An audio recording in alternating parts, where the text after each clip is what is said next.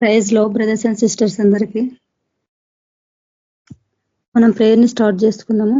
ఈ రోజు స్కైప్ ఆరాధనలో జాయిన్ అయిన మీ అందరికి మన ప్రభు అయిన యేసుక్రీస్తు పరిశుద్ధ నామంలో నా హృదయపూర్వక వందనాలు తెలియజేస్తున్నాను.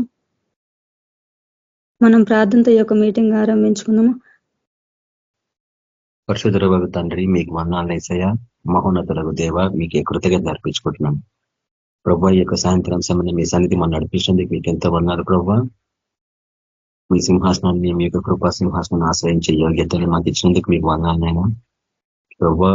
మీ సన్నిధిలో సమయం గడుపుట ఓ ప్రభు ఒక దినం వేదనతో సహా మన వాక్యం సెలవిస్తుండగానైనా మాకు ఆ యొక్క ఆధిక్యతలు ఇచ్చినందుకు మీకు ఎంతో వందనాలు ప్రభు. జీవిత కాలం ప్రభు మీ యొక్క సన్నిధిలో మేము సమయం గడపలాగిన మిమ్మల్ని స్థుతించి కొనియాడి మిమ్మల్ని కనపరిచి బిడ్డలుగా మమ్మల్ని తయారు చేయమని ప్రార్థిస్తున్నాం ప్రభు. అట్లా ఒక యాత్రలో మాకు అవకాశం ఇవ్వండి తండ్రి. పరిశుద్ధులతో పాటు కలిసి దేవతలతో పాటు కలిసి మిమ్మల్ని స్థుతించి కనపరిచి బిడ్డలుగా మనం తయారు చేయండి. మీ యొక్క చిత్తాన్ని తనమని భూమి మీద మేము నెరవేర్చాలా. అంద నిమిత్తమే మేము ఇంకా ఇక్కడ ఉన్నాం ప్రభు. అది తెలుసుకొని దాని ప్రకారంగా ముందు పోవాలా. సిగ్గుపడకుండా భయపడకుండా ధైర్యంగా ముందు పోలాగిన తండ్రి మీకు అగ్ని చేత పరీక్షించమని ప్రార్థిస్తున్నాం. వాళ్ళ ఇంకా ఏ బలహీనతలు ఉన్నా వాటిని కాల్చేయమని ప్రార్థిస్తున్నాం ప్రభావ. మా వాటిని కాల్చేయమని ప్రార్థిస్తున్నాం. తండ్రి సహాయపడమని ప్రార్థిస్తున్నాం. వాటిని సహించగా సిద్ధపరచమని ప్రార్థిస్తున్నాం తండ్రి. సువర్ణ మరియు మారులాగా సహాయపడమని ప్రార్థిస్తున్నాం. మమ్మల్ని శోధించండి. మాలో ఇంకా ఏమైనా అయోగ్యతలు ఉంటే చూపించండి. మేము ఒప్పుకొని విడిచిపెట్టాలని మీకు అనుకరం పొందాలా. అటువంటి జీవితం మాకు అనుగ్రహించమని ప్రార్థిస్తున్నాం. ముఖ్యంగా ప్రభావ ఈ ఆరాధన అంతట్లో మీరే ఆధిపత్యం వహించండి. మిమ్మల్ని స్థితించాలని మీ ప్రతిఫలం వినాలని మమ్మల్ని అందరినీ సిద్ధపరచమని యేసు క్రీస్తు పరిశుద్ధ నామమున ప్రార్థించుతున్నాం తండ్రి. ఆమేన్. ప్రైజ్ లాడ్ అన్న, థ్యాంక్ యూ అన్న. మన మధ్యలో ఉన్న దిలీప్ బ్రదర్ మనకు పాట పాడతారు. Praise Lord brother. స్తుతియు మహిమ ఘనత నీకే యుగ యుగముల వరకు. ఎంతో నమ్మదగిన దేవా, ఎంతో నమ్మదగిన దేవా. స్తుతియు మహిమ ఘనత నీకే యుగ యుగముల వరకు. ఎంతో నమ్మదగిన దేవా, ఎంతో నమ్మదగిన దేవా. మా దేవుడవై మాకిచ్చితివి ఎంతో గొప్ప శుభదినము. మా దేవుడవై మాకిచ్చితివి ఎంతో గొప్ప శుభదినము. మేమందరము ఉత్సాహించి సంతోషించెదము. మేమందరము ఉత్సాహించి సంతోషించెదము. కొనియాడెదము మరువబడని మేలుల చేసెనని. కొనియాడెదము మరువబడని మేలుల చేసెనని. స్తుతియు మహిమ ఘనత నీకే యుగ యుగముల వరకు. ఎంతో నమ్మదగిన దేవా, ఎంతో నమ్మదగిన దేవా. నీవొక్కడవే గొప్ప దేవుడవు, ఘన కార్యములు చేయుదువు.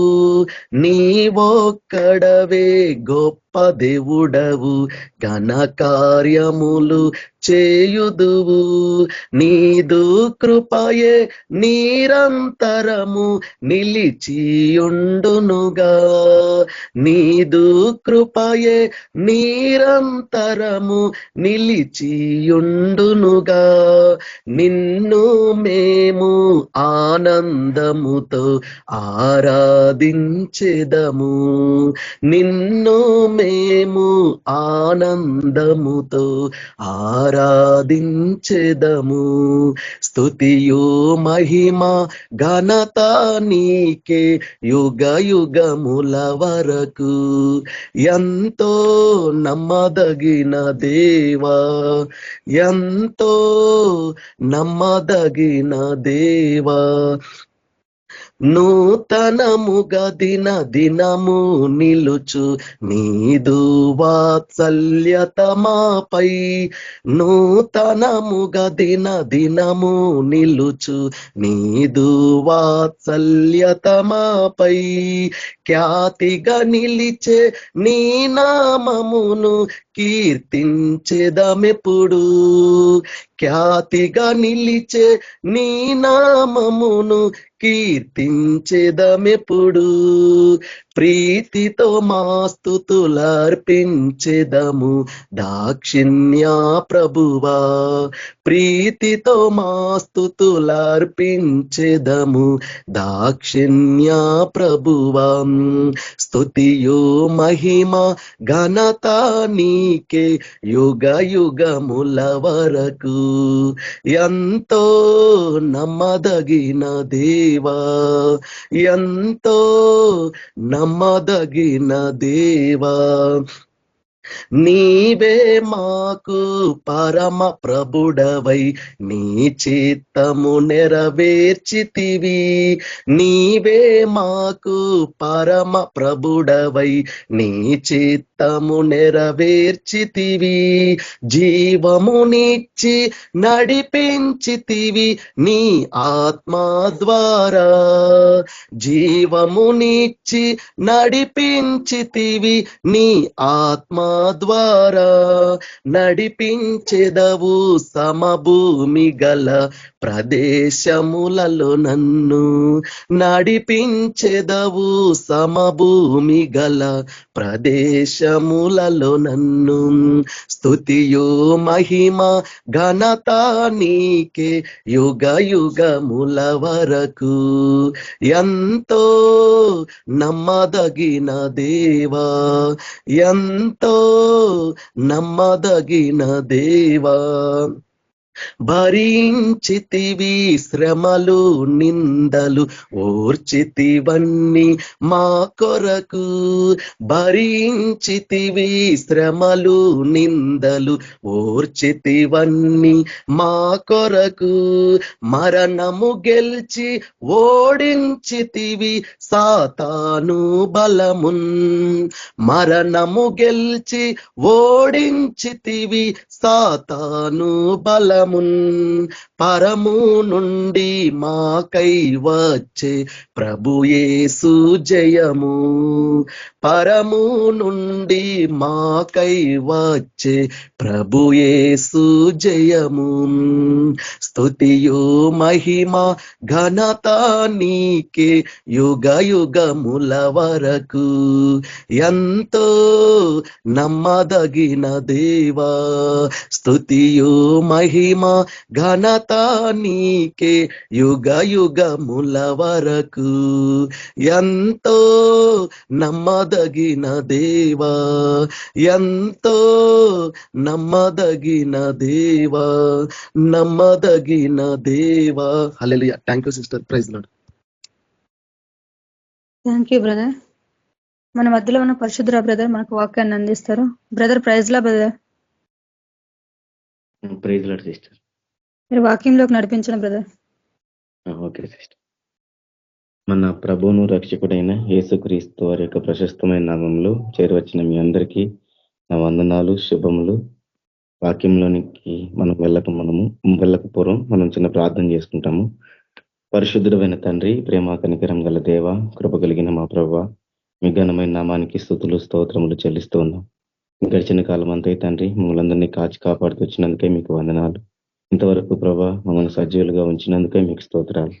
సాయంత్రకాల సమయంలో తండ్రి మీ పాదాల చెంత చేరడానికి నా ప్రభు రీతిగా తండ్రి మిమ్మల్ని స్తుతించడానికి, నా ప్రభాని స్వరం వినడానికి, మీకు మొరపెట్టుకోవడానికి అయినా ప్రభా మేమంతా నాయన ఈ రీతిగా సహవాసం కలిగి ఉండడానికి మీరు ఇచ్చిన అవకాశాన్ని బట్టి మీకు వేలాది వందనాలు, కృతజ్ఞతాస్తుతులు, స్తోత్రములు చెల్లిస్తున్నాం. ఇంతవరకు తండ్రి ఆరాధనలో మీరు సహాయపడుతూ వచ్చిన మీ కృపకై వందనాలు చెల్లిస్తున్నాం ప్రభా. తండ్రి నాయన ప్రభా ఈ సమయంలో మేము మీ వాక్యాన్ని ధ్యానించబోతుండగా మీ సహాయం అనుగ్రహించండి ప్రభా. మీరు మాతో మాట్లాడండి. నీ వాక్యమే నా తండ్రి నాయన మీరై ఉన్నారు నా ప్రభా. వాక్యమే నీవైన దేవుడు నా తండ్రి. కాబట్టి ప్రభా మీరే నా తండ్రి మాతో మాట్లాడండి, మమ్మల్ని సరిచేయండి. మీకు సంపూర్ణ విధేయత కలిగి మీకు సంపూర్ణంగా లోబడి జీవించడానికి ప్రభా మీ సహాయం అనుగ్రహించమని ప్రార్థిస్తున్నాను. తండ్రి నాయన ప్రభా, మీ పక్షంగా నిలబడుతున్నాను, జ్ఞాపకం చేసుకోనండి. మీ సెల్లు చాటును మరుగుపరచండి, మీ ఆత్మతో నింపండి. నా నోటిని ప్రభా మీరే ప్రభా మీ బూరగా వాడుకోమని ప్రార్థిస్తున్నాను. నా తలంపులు, నా స్వబుద్ధిని తొలగించండి. సంపూర్ణంగా తండ్రి నీకు లోబడుతున్నాను. నా సమస్త ప్రవర్తన అంతటి యందు నీ అధికారాన్ని ఒప్పుకుంటున్నాను. మీరే నాలో ఉండి మా అందరితోనూ మాట్లాడమని ప్రార్థిస్తున్నాను. తండ్రి నాయన చెప్పబడే వాక్యాన్ని తండ్రి నేను వినడానికి, గ్రహించడానికి నాయన ప్రభా మాకు నా తండ్రి నాయన సహాయపడమని, నేను గ్రహించిన చెప్పబడిన వాక్యం ప్రకారంగా మేము జీవించడానికి ప్రభావ మీకు మహిమకరంగా ఉండడానికి మీ కృపను అనుగ్రహించమని తండ్రి, ముందున్న సమయం అంతటిని మాకు మేలుకరంగా చేయమని మమ్మల్ని అందరినీ కూడా తండ్రి మీ కృపగల స్థలకు అప్పగించుకుంటూ యేసు క్రీస్తు పరిశుద్ధ నామంలో ప్రార్థించి వెళ్ళుకుంటున్నాను తండ్రి, ఆమేన్. ఈ యొక్క సాయంత్రకాల సమయంలో దావీదును గురించి, అదే రీతిగా సౌలును గురించి మనము ధ్యానించుకునే వారంగా ఉంటాము. దావీదు, సౌలు వీరిద్దరూ ఇశ్రాయేలు చరిత్రలో బహు ప్రాముఖ్యమైనటువంటి వారు. ఎందుకు అనంటే ఇశ్రాయేలుకు మొదట రాజులు లేరు, న్యాయాధిపతులు ఉన్నారు. తర్వాతనే రాజులు వచ్చారు. రాజుల్లో దావీదు రెండవ రాజు అయితే సౌలు మొదటి రాజు. మొట్టమొదటిగా దేవుడు సౌలుని రాజుగా ఎన్నుకున్నాడు. వీరిరువురు కూడా అంత పాపులర్ పర్సన్స్ ఏమీ కాదు. వాళ్ళు రాజుగా రాకముందు అంత గొప్ప పేరు కలిగిన వాళ్ళు కానీ, అంత ఫెమిలియర్ ఫేసెస్ కానీ కాదు. కానీ వీరిని దేవుడు ఎన్నుకున్నాడు. వీరిరువురు కూడా సమూయేలు చేత అభిషేకించబడినటువంటి వారు. వీరిరువురికి దేవుడు ఎంతో గొప్ప ధన్యతనిచ్చాడు. చూడండి, ఇశ్రాయేల్ ప్రజలందరూ సేవించాల్సింది దేవుణ్ణి. ఇశ్రాయేల్ ప్రజలందరూ కూడా లోబడాల్సింది దేవునికి, దేవుని మాటకి. ఆ తర్వాత దేవుని తర్వాత ఇశ్రాయేల్ ప్రజలు సేవించాలి, ఇశ్రాయేల్ ప్రజలు మాట వినాల్సింది ఎవరికైనా ఉంది అనంటే రాజుకు మాత్రమే. ఆ రాజు తప్ప ఇంక ఎవరికి కూడా వాళ్ళు లోబడాల్సిన పని లేదు. దేవుని తర్వాత మాట వినాల్సింది, లోబడాల్సింది ఒక రాజుకే. అంత గొప్ప ధన్యతను దేవుడు వీరిరువురికి ఇచ్చాడు. దేవుడికి సౌలుకి ఇచ్చాడు, దావీదుకి ఇచ్చాడు. వీరి జీవితంలో మనకి ప్రాముఖ్యంగా ఇద్దరి జీవితాల్లో కూడా లోపాలు కనపడతాయి. ఇద్దరు కూడా దేవుని మాటకు అవిధేయత చూపించిన వాళ్ళు, ఇద్దరు కూడా పాపం చేసిన వాళ్ళుగా బైబిల్లో మనకు కనపడతారు. కానీ చివరికి వారి జీవితము ముగించేసరికి దావీదైతే దేవునికి అంగీకారంగా ఉన్నాడు, దావీదైతే దేవునికి ఇష్టప్రకారంగానే ఉన్నాడు, మంచి సాక్ష్యాన్ని పొందుతూ వచ్చాడు. కానీ సౌలు మాత్రము అటువంటి సాక్ష్యాన్ని పొందలేకపోయాడు. ఎందుకు పొందలేకపోయాడు అనేదే ఈరోజు మనము ధ్యానించేటువంటి ప్రాముఖ్యమైనటువంటి అంశం. చూడండి, సౌలు దేవుడు మొట్టమొదటిగా రాజును ఏర్పరచాలి అని ఇశ్రాయేలు ప్రజలు అడిగినప్పుడు సమూయేలు దేవుని దగ్గర మొరపెట్టినప్పుడు దేవుడు మొట్టమొదటిగా ఎన్నుకున్నటువంటి వ్యక్తి సౌలు. అంటే దేవుని దృష్టిలో సౌలుకి ఎంతో గొప్ప స్థానం ఉంది. దేవుడు ఎంతగానో ప్రేమించాడు సౌలుని, దేవుడు ఎన్నుకున్నాడు.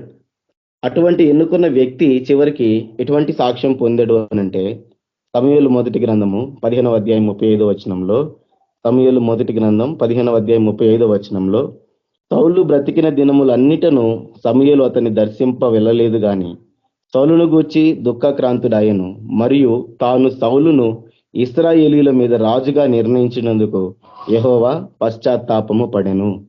అంటే సౌలు చివరికి ఎటువంటి సాక్ష్యం పొందాడు అనంటే రాజుగా నిర్ణయించినందుకు దేవుడే పశ్చాత్తాపడ్డాడు. పశ్చాత్తాపం పడ్డం అంటే మన భాషలో చెప్పాలి అనంటే, ఎందుకు అనవసరంగా ఈ వ్యక్తిని నేను రాజుగా చేశాను, ఎందుకు అనవసరంగా ఈ వ్యక్తి నేను సింహాసనం మీద కూర్చోబెట్టాను, ఎందుకు అనవసరంగా ఇతనికి అభిషేకం ఇచ్చాను అని ఆలోచించటం. ఎందుకు ఈ వ్యక్తి పనికిరాని వ్యక్తిని తీసుకొచ్చి నేను సింహాసనం మీద రాజుగా చేశాను అని పశ్చాత్తాపడ్డాం. అంటే ఎందుకు అనవసరంగా నేను ఎన్నుకున్నాను అని దేవుడే పశ్చాత్తాపడే రీతిగా సౌలు జీవించాడు. అయితే దావీదు కూడా తప్పు చేశాడు బత్షెబా విషయంలో. చేసినప్పటికీ దేవుడు మాట్లాడుతున్నాడు, దావీదుని గురించి సాక్ష్యం ఇస్తున్నాడు. రాజులు మొదటి గ్రంథంలో 15వ అధ్యాయము 4-5 వచనాలలో, రాజులు మొదటి గ్రంథం 15వ అధ్యాయం 4-5 వచనాలలో, దావీదు హిత్తీయుడైన ఊరియా సంగతి ఎందు తప్ప తన జీవిత దినములన్నీయు యెహోవా దృష్టికి యథార్థముగా నడుచుకొనుచు యెహోవా అతనికి ఇచ్చిన ఆజ్ఞలలో దేని విషయమందును తప్పిపోకుండెను. ఇక్కడ దేవుడు సాక్ష్యం ఇస్తున్నాడు, ఒక వీరియా సంగతిలో తప్ప, ఒక ఊరియా విషయంలో తప్ప, బత్షెబా విషయంలో తప్ప తన బ్రతికిన దినములన్నీ, తన జీవిత దినములన్నీ యెహోవా దృష్టికి యథార్థంగా నడుచుకున్నాడు దావీదు. దేవుడు తనకి ఏదైతే ఆజ్ఞాపించాడో అదంతా చేస్తూ వచ్చాడు. ఏ విషయంలో కూడా తప్పిపోలేదు. ఒక్క దాంట్లో కూడా తప్పిపోలేదు. ఒక్క బత్షెబా విషయంలో, ఊరియా విషయంలోనే దావీదు తప్పు చేశాడు. దేవుడు దావీదును అంగీకరించాడు. దావీదు యొక్క గర్భము నుండే, దావీదు యొక్క సంతతిలో నుండే యేసుక్రీస్తు ప్రభువారు వచ్చారు. దావీదు మంచి వ్యక్తిగానే బైబిల్లో నిలబడిపోయాడు. ఎందుకు ఈ రీతిగా జరిగింది? ఎందుకు దావీదును దేవుడు అంగీకరించగలిగాడు? సౌలును ఎందుకు దేవుడు అంగీకరించలేకపోయాడు అనే విషయాన్ని మనం ధ్యానిస్తాము. సౌలు విషయానికి వస్తే మొట్టమొదటిగా అతను అవిధేయత చేసింది సమూయేలు మొదటి గ్రంథం 13వ అధ్యాయంలో. సమూయేలు మొదటి గ్రంథం 13వ అధ్యాయంలో ఇక్కడ మొట్టమొదటి అవిధేయత సౌలుది మనకు కనపడుతుంది. అతడు 30 ఏండ్ల వాడై 30 ఏళ్ల వయసులో తను రాజుగా ఇశ్రాయేలు మీద ఏలడం ప్రారంభిస్తాడు. ఇశ్రాయేలుని రాజుగా ఏలడం ఆరంభించిన తర్వాత అతడు చేసిన పని ఏంటిదనంటే సైన్యాన్ని అంతటినీ పక్కన పెట్టి కేవలం 3,000 మంది సైనికుల్ని ఏర్పరచుకుంటాడు. 3,000 మంది సైనికుల్ని ఏర్పరచుకొని 2,000 మందిని తనతో ఉంచుకొని 1,000 మందిని తన కుమారుడైనటువంటి యోనాతానుకి ఇచ్చి వీరు యుద్ధానికి ఫిలిస్తీన్ల మీదకి వెళ్తారు. ఫిలిస్తీన్లకు వీరు యుద్ధానికి వెళ్ళినప్పుడు ఫిలిస్తీన్లు వాళ్ళ ఎదుట నిలబడలేక ఎంతమంది? కేవలం 3,000 మంది, రాజు యోనాతాను అంతే. 3,000 మంది చేతిలో ఫిలిస్తీన్లు నిలబడలేక పారిపోతారు.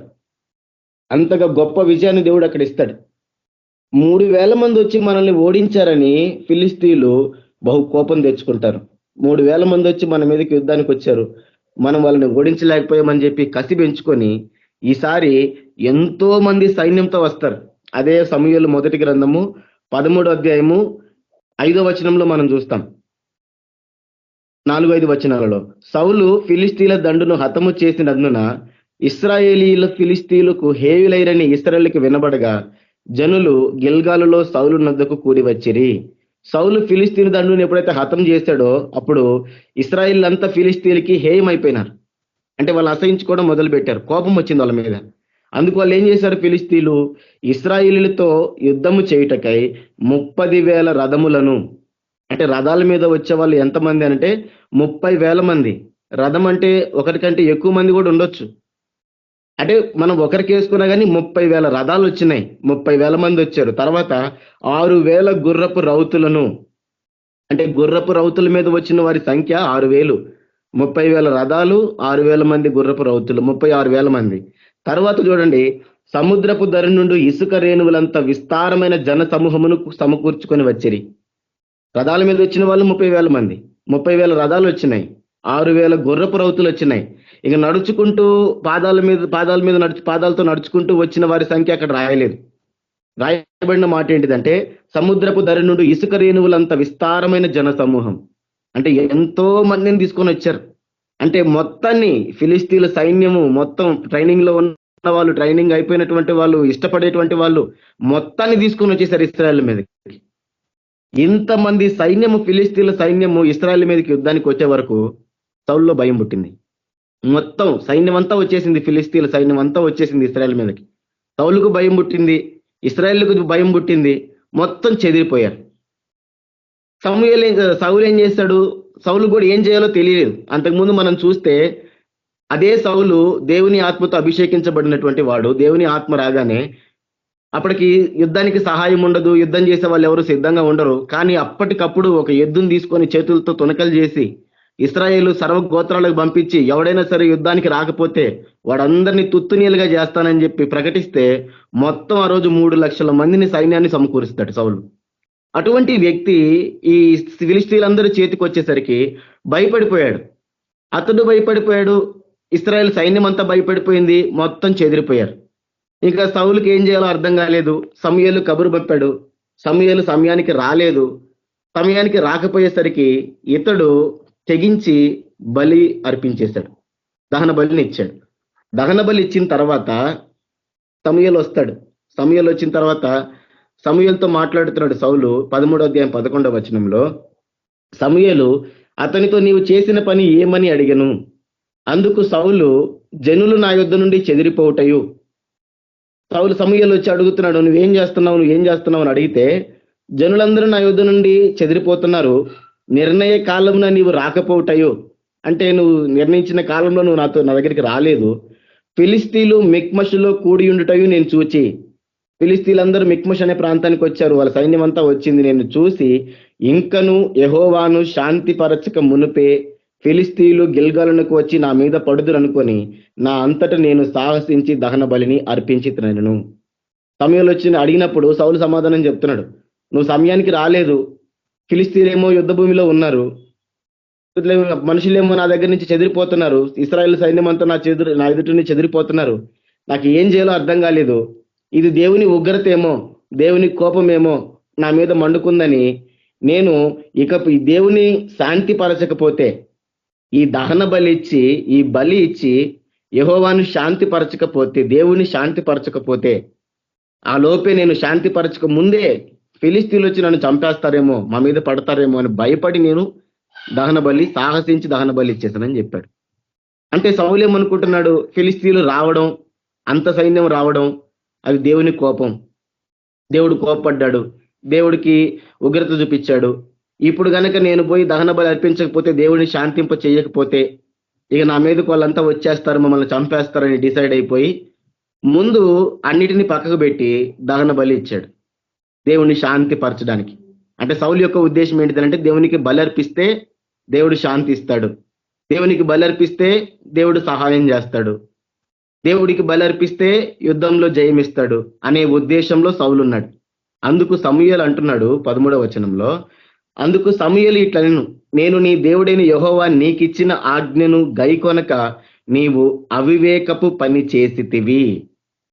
సమూయేలు మాట్లాడుతున్నాడు సౌలుతోటి ఏమని, నీ దేవుడైన యెహోవా నీకిచ్చిన ఆజ్ఞను గైకొనక. ఏం ఆజ్ఞ ఇచ్చాడు దేవుడు? ఆ మాట గైకొనలేదు. నీవు అవివేకపు పని చేసితివి. అవివేకపు పని ఏముంది? దేవునికి బలి అర్పించడం అవివేక పని ఏం కాదు కదా. కానీ ఎందుకు అవివేకపు పని చేసినావు అంటున్నాడు? అదే చెప్తున్నాడు చూడండి తర్వాత, నీ రాజ్యమును ఇశ్రాయేలుల మీద సదాకాలము స్థిరపరచుటకు యెహోవా తలచి ఉండెను, అయితే నీ రాజ్యము నిలవదు. ఏం చెప్తున్నాడు సమూయేలు? నీ రాజ్యము ఇశ్రాయేలుల మీద సదాకాలం స్థిరపరచాలని, అంటే నీకు శత్రు సైన్యము లేకుండా చేయాలని, నీకు ఏది అడ్డుగా లేకుండా చేయాలని దేవుడు తలచుండాడు. ఎవరు నిన్ను ఓడించడానికి వీలు లేకుండా, ఎవరు నీ ఎదుటికి రాకుండా దేవుడు తలచున్నాడు, దేవుడు ఆలోచించున్నాడు, దేవుడు ఆలోచన చేశాడు. నీ రాజ్యం స్థిరపరచాలని దేవుడు ఆలోచన చేశాడు. కాకపోతే నీవు చేసిన అవివేకపు పని వలన నీ రాజ్యము నిలవదు అని చెప్పాడు. అంత అవివేక పని సౌలు ఏం చేశాడు? ఇది బలి అర్పించడం అవివేక పనా? కాదు. సౌలు ఏం చేశాడు అనంటే, అవివేక పని దేవుని ఉద్దేశాన్ని గ్రహించలేకపోయాడు, దేవుని చిత్తాన్ని గ్రహించలేకపోయాడు. చూడండి, ఇప్పుడు దాకా మనం చదువుకుంటూ వచ్చిన ఈ సందర్భంలో 3,000 మందిని తీసుకొని ఫిలిస్తీన్ల దండు మొత్తాన్ని హతం చేశారు. అసలు పెద్ద సైన్యం లేదు, ఎక్కువ మంది లేరు, కేవలం 3,000 మందిని తీసుకెళ్లి ఫిలిస్తీన్లతో యుద్ధం చేసి దండు మొత్తాన్ని హతం చేస్తేనే ఫిలిస్తీన్లు అందరూ వచ్చారు. ఎందుకు వచ్చారు వీళ్ళు? ఎందుకు వచ్చారు అనంటే, దేవుడే ఫిలిస్తీ సైన్యం మొత్తాన్ని పంపించాడు. ఎందుకు పంపించాడు అనంటే, ఫిలిస్తీన్ల సైన్యము మిగలకూడదు, ఫిలిస్తీన్ల సైన్యము ఇక ఉండకూడదు, ఫిలిస్తీన్లు మొత్తము ఒకేసారి యుద్ధంలో పోవాలి, సౌలుకు ఎదురుగా ఎవరు రాకూడదు. ఈ యుద్ధము సౌలు చేసి ఉండుంటే, జనులు సమకూర్చుకుని యుద్ధానికి పోయి ఉండుంటే దేవుడు సహాయం చేసేవాడు, దేవుడు సహాయపడేవాడు, దేవుడు సహాయపడి ఫిలిస్తీ సైన్యాన్ని మొత్తాన్ని సంహరించేవాడు, శత్రు శేషం లేకుండా పోయేది. అంతమంది సైన్యం వచ్చినా, ఫిలిస్తీన్లు వచ్చినా ఇశ్రాయేలులు గెలిచారు అనంటే చుట్టుపక్కల రాజ్యాలకు కూడా భయం పుట్టేది. కానీ దేవుని ఉద్దేశాన్ని గ్రహించలేక సౌలు, దేవుని ఉద్దేశాన్ని అర్థం చేసుకోలేక సౌలు ఏం చేశాడు? బలి అర్పించాడు. అయ్యో ఇంతమంది వచ్చారు, ఇంతమంది సైన్యం వచ్చింది అని చెప్పి భయపడ్డాడు. దేవుని చిత్తాన్ని గ్రహించలేదు, దేవుని ఉద్దేశాన్ని గ్రహించలేదు. పైపెచ్చు బలి అర్పిస్తేనే దేవుడు సహాయం చేస్తాడు, బలి అర్పిస్తేనే దేవుడు మాకు విజయాన్ని ఇస్తాడు, బలి అర్పిస్తేనే యుద్ధంలో మేము గెలవగలం అని చెప్పి దేవుణ్ణి శాంతి పరచాలని బలి అర్పించాడు. అందుకే అవివేకపు పని చేసావు సౌలు అన్నాడు సమూయేలు. దేవుని చిత్తాన్ని గ్రహించకపోవడం, పిచ్చి పిచ్చి అన్ని చేయడము అవివేకపు పని. ఎందుకు అవివేక పని చేసావన్నాడు.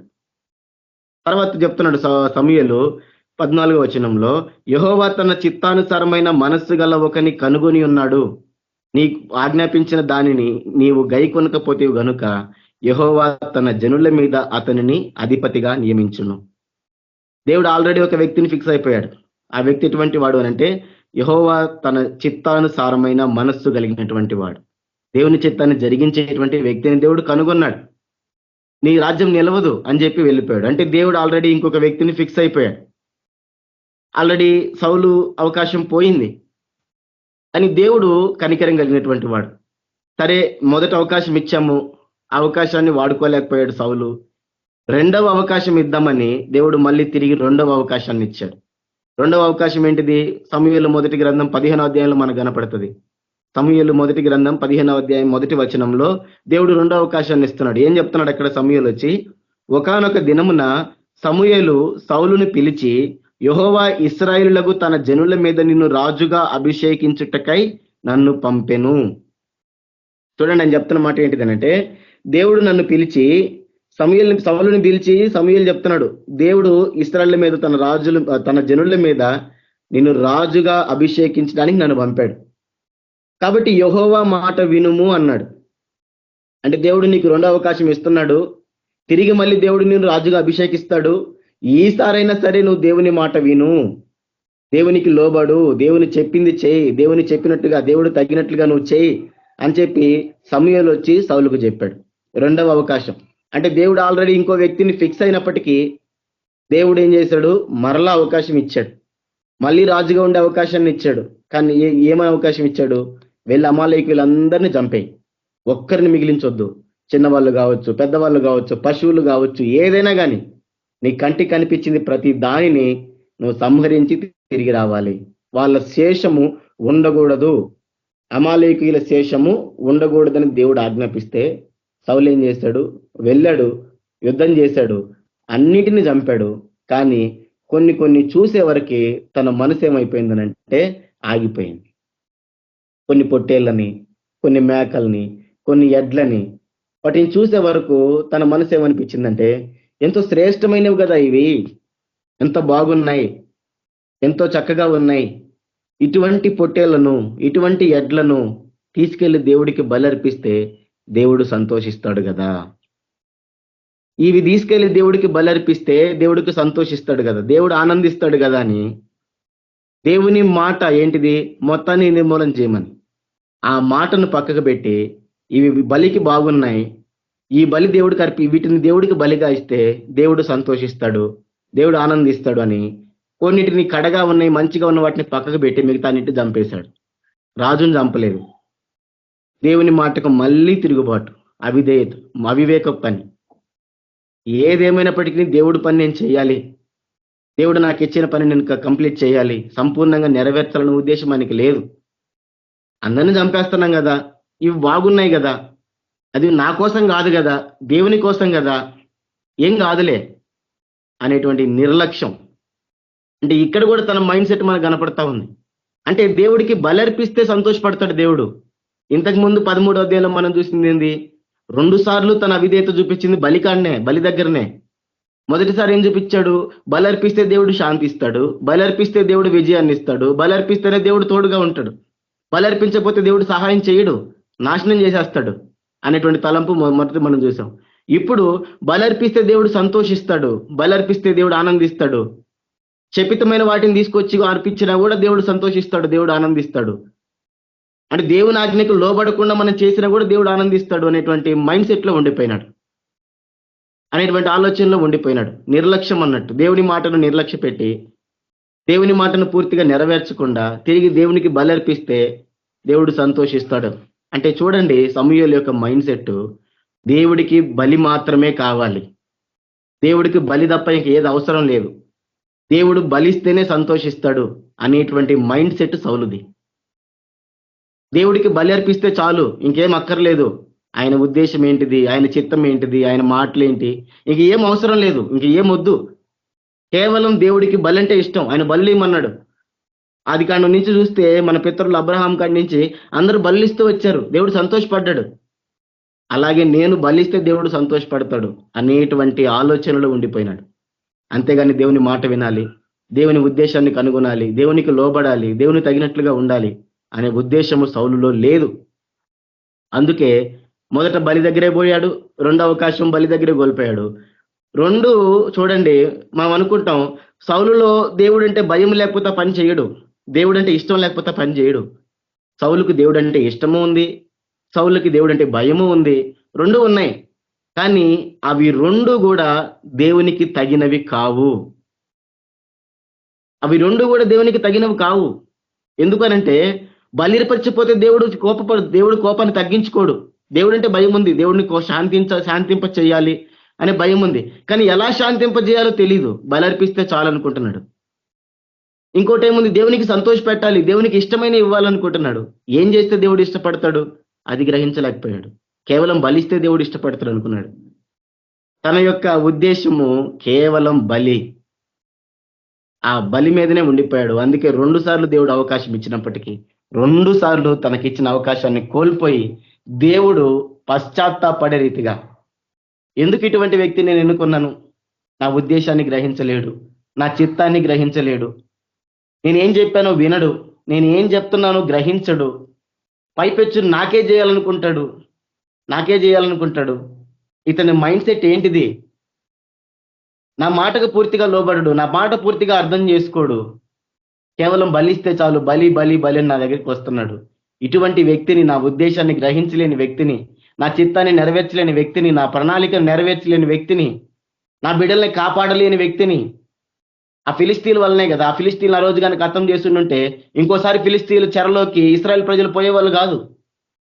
అదే అమాలేకీయులు కనుక సౌలు అర్థం చేస్తుంటే ఇంకోసారి అమాలేకీయుల వల్ల ఇశ్రాయేల్ ప్రజలు ఇబ్బంది పడేవాళ్ళు కాదు. దేవుని ప్రణాళిక వేరే ఉంది. భవిష్యత్తులో కూడా దేవుని బిడ్డలకు ఇబ్బంది రాకుండా ఉండాలని దేవుడు ప్రణాళికను ఏర్పరిచి రాజుకు అప్పగిస్తే రాజు ఏం చేశాడు? ఆ ప్రణాళికను గ్రహించలేకపోయాడు. నా ప్రణాళికలు గ్రహించలేని వాడు, నా మనస్సును ఎరగలేనటువంటి వాడు, నా మాటను వినలేనటువంటి వాడు భక్తి చూపించిన ఎందుకు ఆ భక్తి? అందుకే సౌలుని దేవుడు పశ్చాత్తాపడ్డాడు. సౌలు గురించి పశ్చాత్తాపడ్డాడు. ఎందుకు ఎక్కిచ్చాను ఇతని సింహాసనం మీదకి? ఇతన్ని ఎందుకు నేను రాజుగా చేశాను? ఇతనికి ఎందుకు నా అభిషేకాన్ని ఇచ్చాను అని చెప్పి దేవుడు బాధపడ్డాడు. ఆ రీతిగా చేశాడు అతను. దేవుడు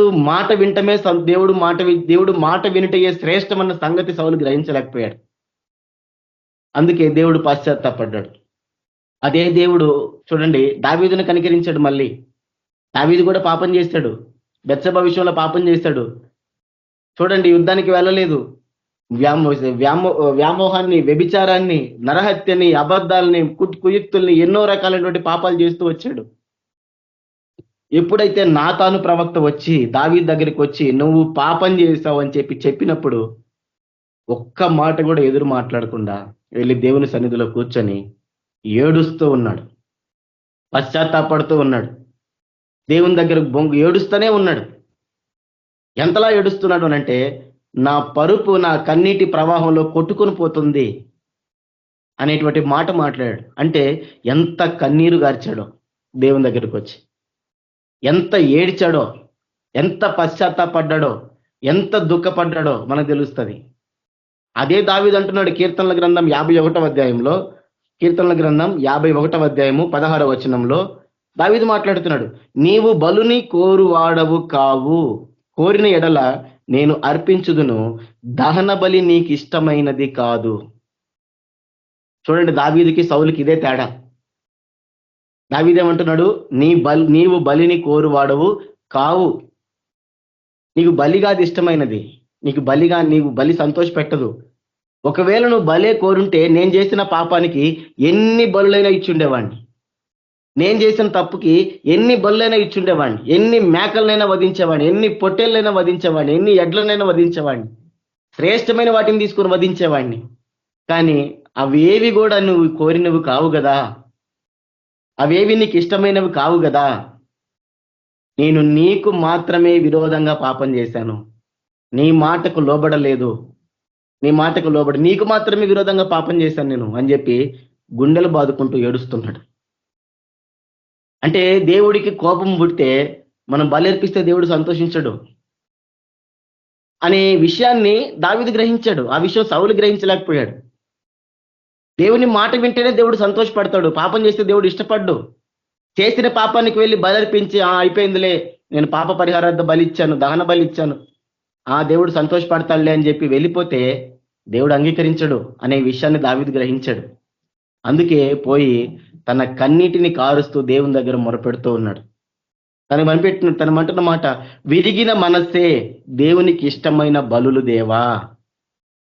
విరగాలి మనస్సు, నీవు చేసిన తప్పును బట్టి, నువ్వు చేసిన పాపాన్ని బట్టి, అవిధేయతను బట్టి విరిగిపోవాలి. అదే నీకు ఇష్టమైన బలి.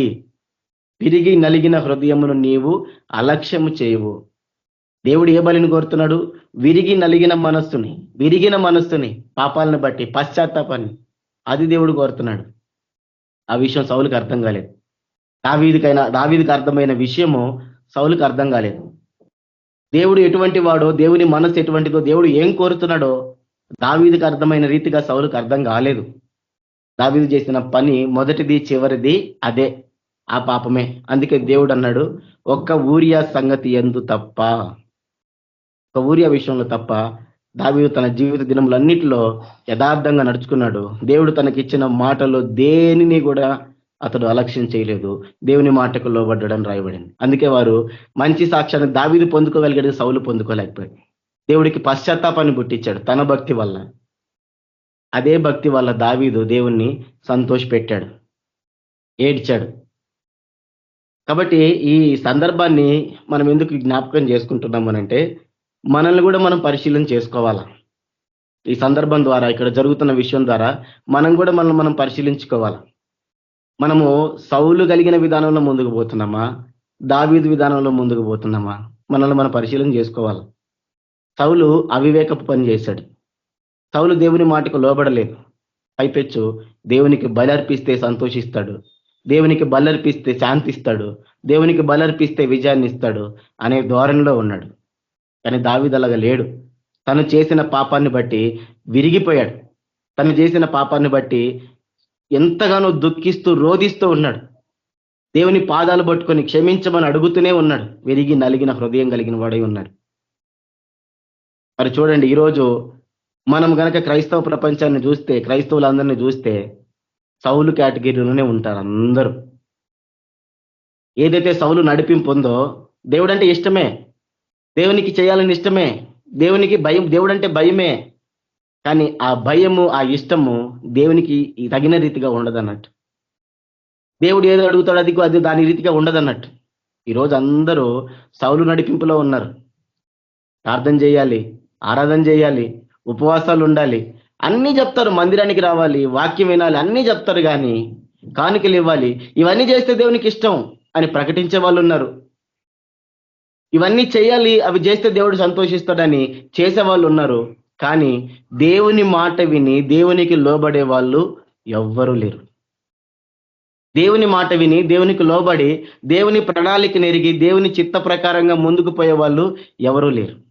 తాము చేసిన తప్పును బట్టి, తమ కఠిన హృదయాన్ని బట్టి, తమ పలికిన మాటలను బట్టి విరిగే వాళ్ళు ఎవరూ లేరు.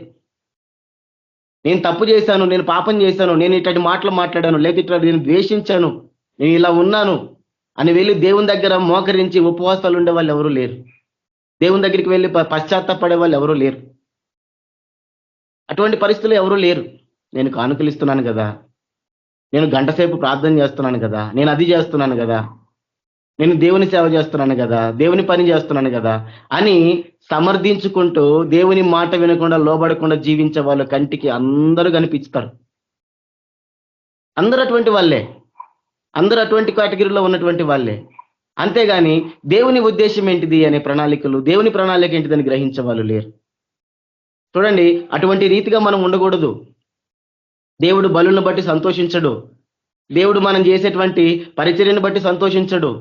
దేవుడు మనం చేసేటువంటి ఆరాధనలు బట్టి సంతోషించడు. దేవుడు మనం చేసేటువంటి ప్రార్థనలు బట్టి సంతోషించడు. నువ్వు అన్న ఆస్తి మొత్తం తీసుకెళ్లి దేవునికి ఇచ్చినా దేవుడు సంతోషించడు. దేవుడు నువ్వు మాట వినకపోతే దేవుడు సంతోషించడు. దేవునికి లోబడకపోతే దేవుడు సంతోషించడు. దేవుని చిత్తాన్ని నువ్వు కనుగొని దాని ప్రకారంగా చెయ్యకపోతే దేవుడు సంతోషించడు. నువ్వు ఏ విషయంలో తప్పిపోతున్నావో కనుగొని దేవుని దగ్గరికి వచ్చి ఏడవకపోతే దేవుడు సంతోషించడు, దేవుడు ఆనందించడు, దేవుడు అంగీకరించడు. పైపెచ్చు ఏం చేస్తాడు అంటే దేవుడు పశ్చాత్తాపడతాడు. ఎందుకు వీళ్ళని నేను ఎన్నుకున్నాను, ఎందుకు వీళ్ళకి నేను అభిషేకం ఇచ్చాను, ఎందుకు నేను వీళ్ళని కోరుకున్నాను. ఎంతో మంది లోకంలో ఉన్నారు, గొప్పవాళ్ళు, ధనవంతులు, పెద్ద పెద్ద వాళ్ళు. మరి ఇంతమంది ఉండగా నేను వెర్రి వాళ్ళనైనా వీళ్ళని ఎన్నుకుంటే, ఏ గుర్తింపు లేని వాళ్ళని వీళ్ళని ఎన్నుకుంటే వీళ్ళు కూడా అదే రీతిగా తయారవుతున్నారు. దేవుడు పశ్చాత్తాపడతాడు. అటువంటి పని మన జీవితంలో ఎప్పుడు కూడా చేయకూడదు. మనం చేస్తున్న తప్పులను బట్టి దేవుని దగ్గర మొరపెట్టాలా. మనం చేస్తున్న తప్పులను బట్టి దేవుని దగ్గర పశ్చాత్తాపడాలా. మన జీవితంలో ఉన్న అవిధేతలను బట్టి దేవుని దగ్గర ఏడవాలి. అంతేగాని గ్రహించకుండా, మేము ఏం చేస్తున్నామో కూడా గ్రహించకుండా, శ్రమలు వచ్చినప్పుడు దేవునికి బలి అర్పిద్దాం. ఎందుకు వస్తాయి శ్రమలు? ఎవరికైనా ఏదో అవిధేత ఉంటేనే వస్తాయి. దేవుడు రేపితేనే వస్తాయి. నేను ఈ బలి అర్పిస్తే దేవుడు నాకు విజయాన్ని ఇస్తాడు, నేను బలలో పాలు పొందితే దేవుడు నాకు విజయాన్ని ఇస్తాడు, నేను 2 గంటలు కూర్చొని వర్షిప్ చేస్తే దేవుడు నాకు విజయాన్ని ఇస్తాడు అని అంటే చూడండి, అది దేవునికి ఇష్టమైంది కానే కాదు. ఎందుకు నా జీవితంలో ఇవి వస్తున్నాయి, లేదంటే ఎందుకు నా జీవితంలో ఇటువంటివి కలుగుతున్నాయి, ఎందుకు నా జీవితంలో ఇలాంటివి జరుగుతున్నాయి, ఏంటి దేవుడి ప్రణాళిక? నేను తప్పు చేశానా, లేదంటే దేవుడు మహిమ కొరకు రాబోతుందా? పరిశీలించి దాని ప్రకారంగా ఉండకపోతే చూడండి, మనము దేవునికి ఇష్టమైనటువంటి వారము కానేగాం. పౌలుకి శీలకి ఇద్దరికి శ్రమ వచ్చింది. జైల్లో వేశారు తీసుకెళ్ళి. ఏం చేశారు వాళ్ళు? దేవుని స్తుతించారు, ఆరాధించారు. ఎందుకు? వారికి వచ్చిన శ్రమ దేవుని మహిమ నిమిత్తమై వచ్చిన శ్రమ. వారికి వచ్చిన శ్రమ దేవుని పని చేస్తే వచ్చిన శ్రమ. దేవునికి చూడండి, సంపూర్ణ విధేయత కలిగి దేవుని మాటకు లోబడితే వచ్చిన శ్రమ. దాన్ని బట్టి వాళ్ళు ఆరాధిస్తున్నారు. ఆరాధన దేవునికి ఇంపైనదిగా ఉంది. అదే పోయి దావీదు చేశాడు తప్పు, దాన్ని బట్టి తన కుమారుడు చనిపోయాడు. పోయి అలా దేవుని దగ్గర ఏడవకుండా ఆరాధిస్తే దేవుడు దుఃఖపడతాడు, దేవుడు బాధపడతాడు. కాబట్టి చూడండి, మన జీవితంలో దేవుడు ఎటువంటి ప్రణాళికను కలిగి ఉన్నాడో అది మనం చేయకపోతే, అది ఆయన్ని కనుక్కొని దాని ప్రకారంగా మనం ముందుకు వెళ్ళకపోతే, దేవుని మాటకు లోబడకపోతే ఎన్ని బలులు ఇవ్వు, ఎంత చెయ్యి, వ్యర్థమైనవి. దేవుడు లక్ష్య పెట్టడు, దేవుడు చూడడు.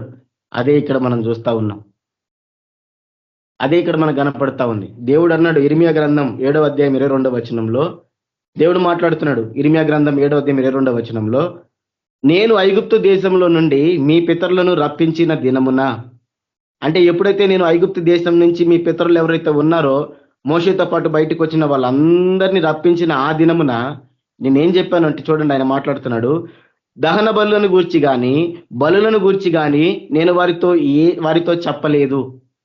మీరు నాకు బలులు ఇవ్వండి, దహన బలులు ఇవ్వండి అని నేను అసలు ఒక్క మాట కూడా వాళ్ళతో అనలేదు అంటున్నాడు దేవుడు. అట్టి వాటిని గురించి నేను ఏ ఆజ్ఞయు ఇయ్యలేదు. ఏం చెప్తున్నాడు దేవుడు? అటువంటి వాటిని గురించి నేను ఏ ఆజ్ఞ కూడా ఇవ్వలేదు మీ పితరులకి. ఐగుప్తు దేశం నుంచి బయటకు తీసుకొచ్చిన తర్వాత, బానిసత్వం నుంచి తీసుకొచ్చిన తర్వాత నేను వారికి ఏ ఆజ్ఞ కూడా ఇవ్వలేదు. ఈ ఆజ్ఞను మాత్రమే నేను వానికి ఇచ్చి తిని. ఏమాజ్ఞది? ఏదనగా, నా మాటలు మీరు అంగీకరించిన ఎడల నేను మీకు దేవుడనై ఉందును, మీరు నాకు జనులై ఉందురు, మీకు క్షేమము కలుగునట్లు నేను మీకు ఆజ్ఞాపించుచున్న మార్గమంతటి యందు మీరు నడుచుకొనుడి. స్పష్టంగా చెప్తున్నాడు దేవుడు ఇశ్రాయేలు ప్రజలకి. నేను మీ పితరులను పిలిపించిన దినమున దహన బలి గూర్చి కానీ బలిని గూర్చి కానీ నేను చెప్పలేదు, నేను ఏ ఆజ్ఞ ఇవ్వలేదు. నేను ఇచ్చిన ఆజ్ఞ ఏంటిదనంటే ఒకే ఒకటి. ఏంటిదనంటే అది, మీరు మీకు దేవుడుగా ఉండాలి, మీరు నాకు ప్రజలుగా ఉండాలనంటే మీరు నా మాటలు అంగీకరించాలి, మీరు నా మాటకు లోబడాలి. మీరు నడుస్తున్న మార్గంలో, మీరు వెళ్తున్న దేశంలో మీకు క్షేమము కలగాలి అనంటే నేనేదైతే మార్గాన్ని మీకు బోధిస్తున్నానో, ఏదైతే మార్గాన్ని మీకు ఆజ్ఞాపిస్తున్నానో ఆ మార్గంలోనే మీరు నడవాలి. ఈ ఆజ్ఞ తప్ప నేను ఏ ఆజ్ఞ మీకు ఇవ్వలేదు మీ పితరులకి. ఎందుకు చెప్తున్నాడు దేవుడు ఇశ్రాయేలు ప్రజలకి ఈ మాట ఇర్మియా ప్రవక్త ద్వారా? ఎందుకైనా దహన బలుల గురించి ప్రత్యేకంగా ప్రస్తావిస్తున్నాడు? ఎందుకు నేను అసలు చెప్పలేదు అంటున్నాడు? అవి నాకు వద్దని ఎందుకు అంటున్నాడు అనంటే, ఇశ్రాయేలు ప్రజలు అన్నీ చేస్తున్నారు. విశ్రాంతి దినాన్ని ఆచరిస్తున్నారు, దహన బలులు అర్పిస్తున్నారు, నియామక కాలాలు పాటిస్తున్నారు, దేవుడికి ఇవ్వాల్సినవన్నీ ఇస్తున్నారు, అన్నీ చేస్తున్నారు. కానీ దేవుని మాట మాత్రం వినడం లేదు, దేవుని ఆజ్ఞకు మాత్రం లోబడ్డం లేదు, దేవుని దగ్గర మాత్రం రావట్లేదు. మరి అన్నీ ఉన్నాయి వాళ్ళ జీవితంలో. విశ్రాంతి దినం ఉంది, బలులు ఉన్నాయి, నియామక కాలాలు ఉన్నాయి, ప్రార్థనలు ఉన్నాయి, మందిరం ఉంది, అన్నీ ఉన్నాయి. లేనిది ఏదైనా ఉంది అని అంటే దేవుని మాటకు లోబడడం. అదొకటే వాళ్ళ జీవితంలో లేదు. అందుకే దేవుడు మాట్లాడతాడు యెషయా గ్రంథం 1వ అధ్యాయంలో 11వ వచనం. యెషయా గ్రంథం 1వ అధ్యాయం 11వ వచనంలో యెహోవా సెలవిచ్చిన మాట ఇదే, విస్తారమైన మీ బలులు నాకేలా. చెప్తున్నాడు దేవుడు, విస్తారంగా మీరు బలులు నాకు అర్పిస్తున్నారు కదా, నాకెందుకు ఈ బలులు? నాకేం అవసరం ఉంది వీటితోటి? నేనేం చేసుకుంటాను ఈ బలులు? నాకెందుకు ఇవి? దహన బలులకు పొట్టేళ్లను బాగుగా మేపిన దూడల కొవ్వును నాకు వెక్కసమాయను. కోడెల రక్తమందైనను, గొర్రె పిల్లల రక్తమందైనను, మేకపోతుల రక్తమందైనను నాకు ఇష్టం లేదు. నా సన్నిధిని కనబడవల్లని మీరు వచ్చుచున్నారే, నా ఆవరణములు తొక్కుటకు మిమ్మల్ని రమ్మన్నవాడు ఎవడు? చూడండి, దేవుడు ఎంత కఠినంగా మాట్లాడుతున్నాడు. మీ బలులు నాకెందుకు? అవేవి నాకు ఇష్టమైనవి కావు. అసలు మీరు నా సన్నిధికి వస్తున్నారు, మిమ్మల్ని రమ్మంది ఎవరు? ఎందుకు వచ్చారు సన్నిధికి అని అడుగుతున్నాడు దేవుడు. ఎందుకనంటే విసిగిపోయాడు దేవుడు. చిరాకు వచ్చింది దేవునికి. ఎందుకు? మందిరానికి వస్తారు, ప్రార్థనలు చేస్తారు, దేవునికి మొరపెడతారు, బలులు అర్పిస్తారు, అర్పణలు అర్పిస్తారు, అన్ని చేస్తారు. బయటికి వెళ్ళి యథావిధి జీవితం. ఆ తర్వాత కాసేపు మొక్కుతారు, ఆ తర్వాత బయలు దగ్గర కాసేపు మొక్కుతారు. ఆ దేవతకి ఈ దేవతకి మొక్కి చూడండి, దేవునికి రోషాన్ని పుట్టించారు ఇశ్రాయేలు ప్రజలు. దేవునికి రోషాన్ని పుట్టించారు. అపవిత్రమైన పనులు చేస్తారు, అపవిత్రమైన మాటలు మాట్లాడతారు, హృదయం మీద ద్వేషం నింపుకుంటారు, వాటికి వీటికి మొక్కుతారు. మరి ఇవన్నీ చేసి తిరిగి మళ్ళీ దేవుని సన్నిధికి వచ్చి కనబడితే, దేవుని సన్నిధికి వచ్చి బలులు అర్పిస్తే, ప్రార్థిస్తే దేవుడు అడుగుతున్నాడు, ఎవరు రమ్మన్నారు నిన్ను? నీ బలులు నాకెందుకు? మీ నైవేద్యం వ్యర్థం, అది నాకు అసహ్యము పుట్టించు ధూపార్పణము. అది నాకు అసహ్యాన్ని పుట్టిస్తుంది. చూస్తేనే నాకు అసహ్యం వేస్తా ఉంది. దాన్ని తేవద్దు.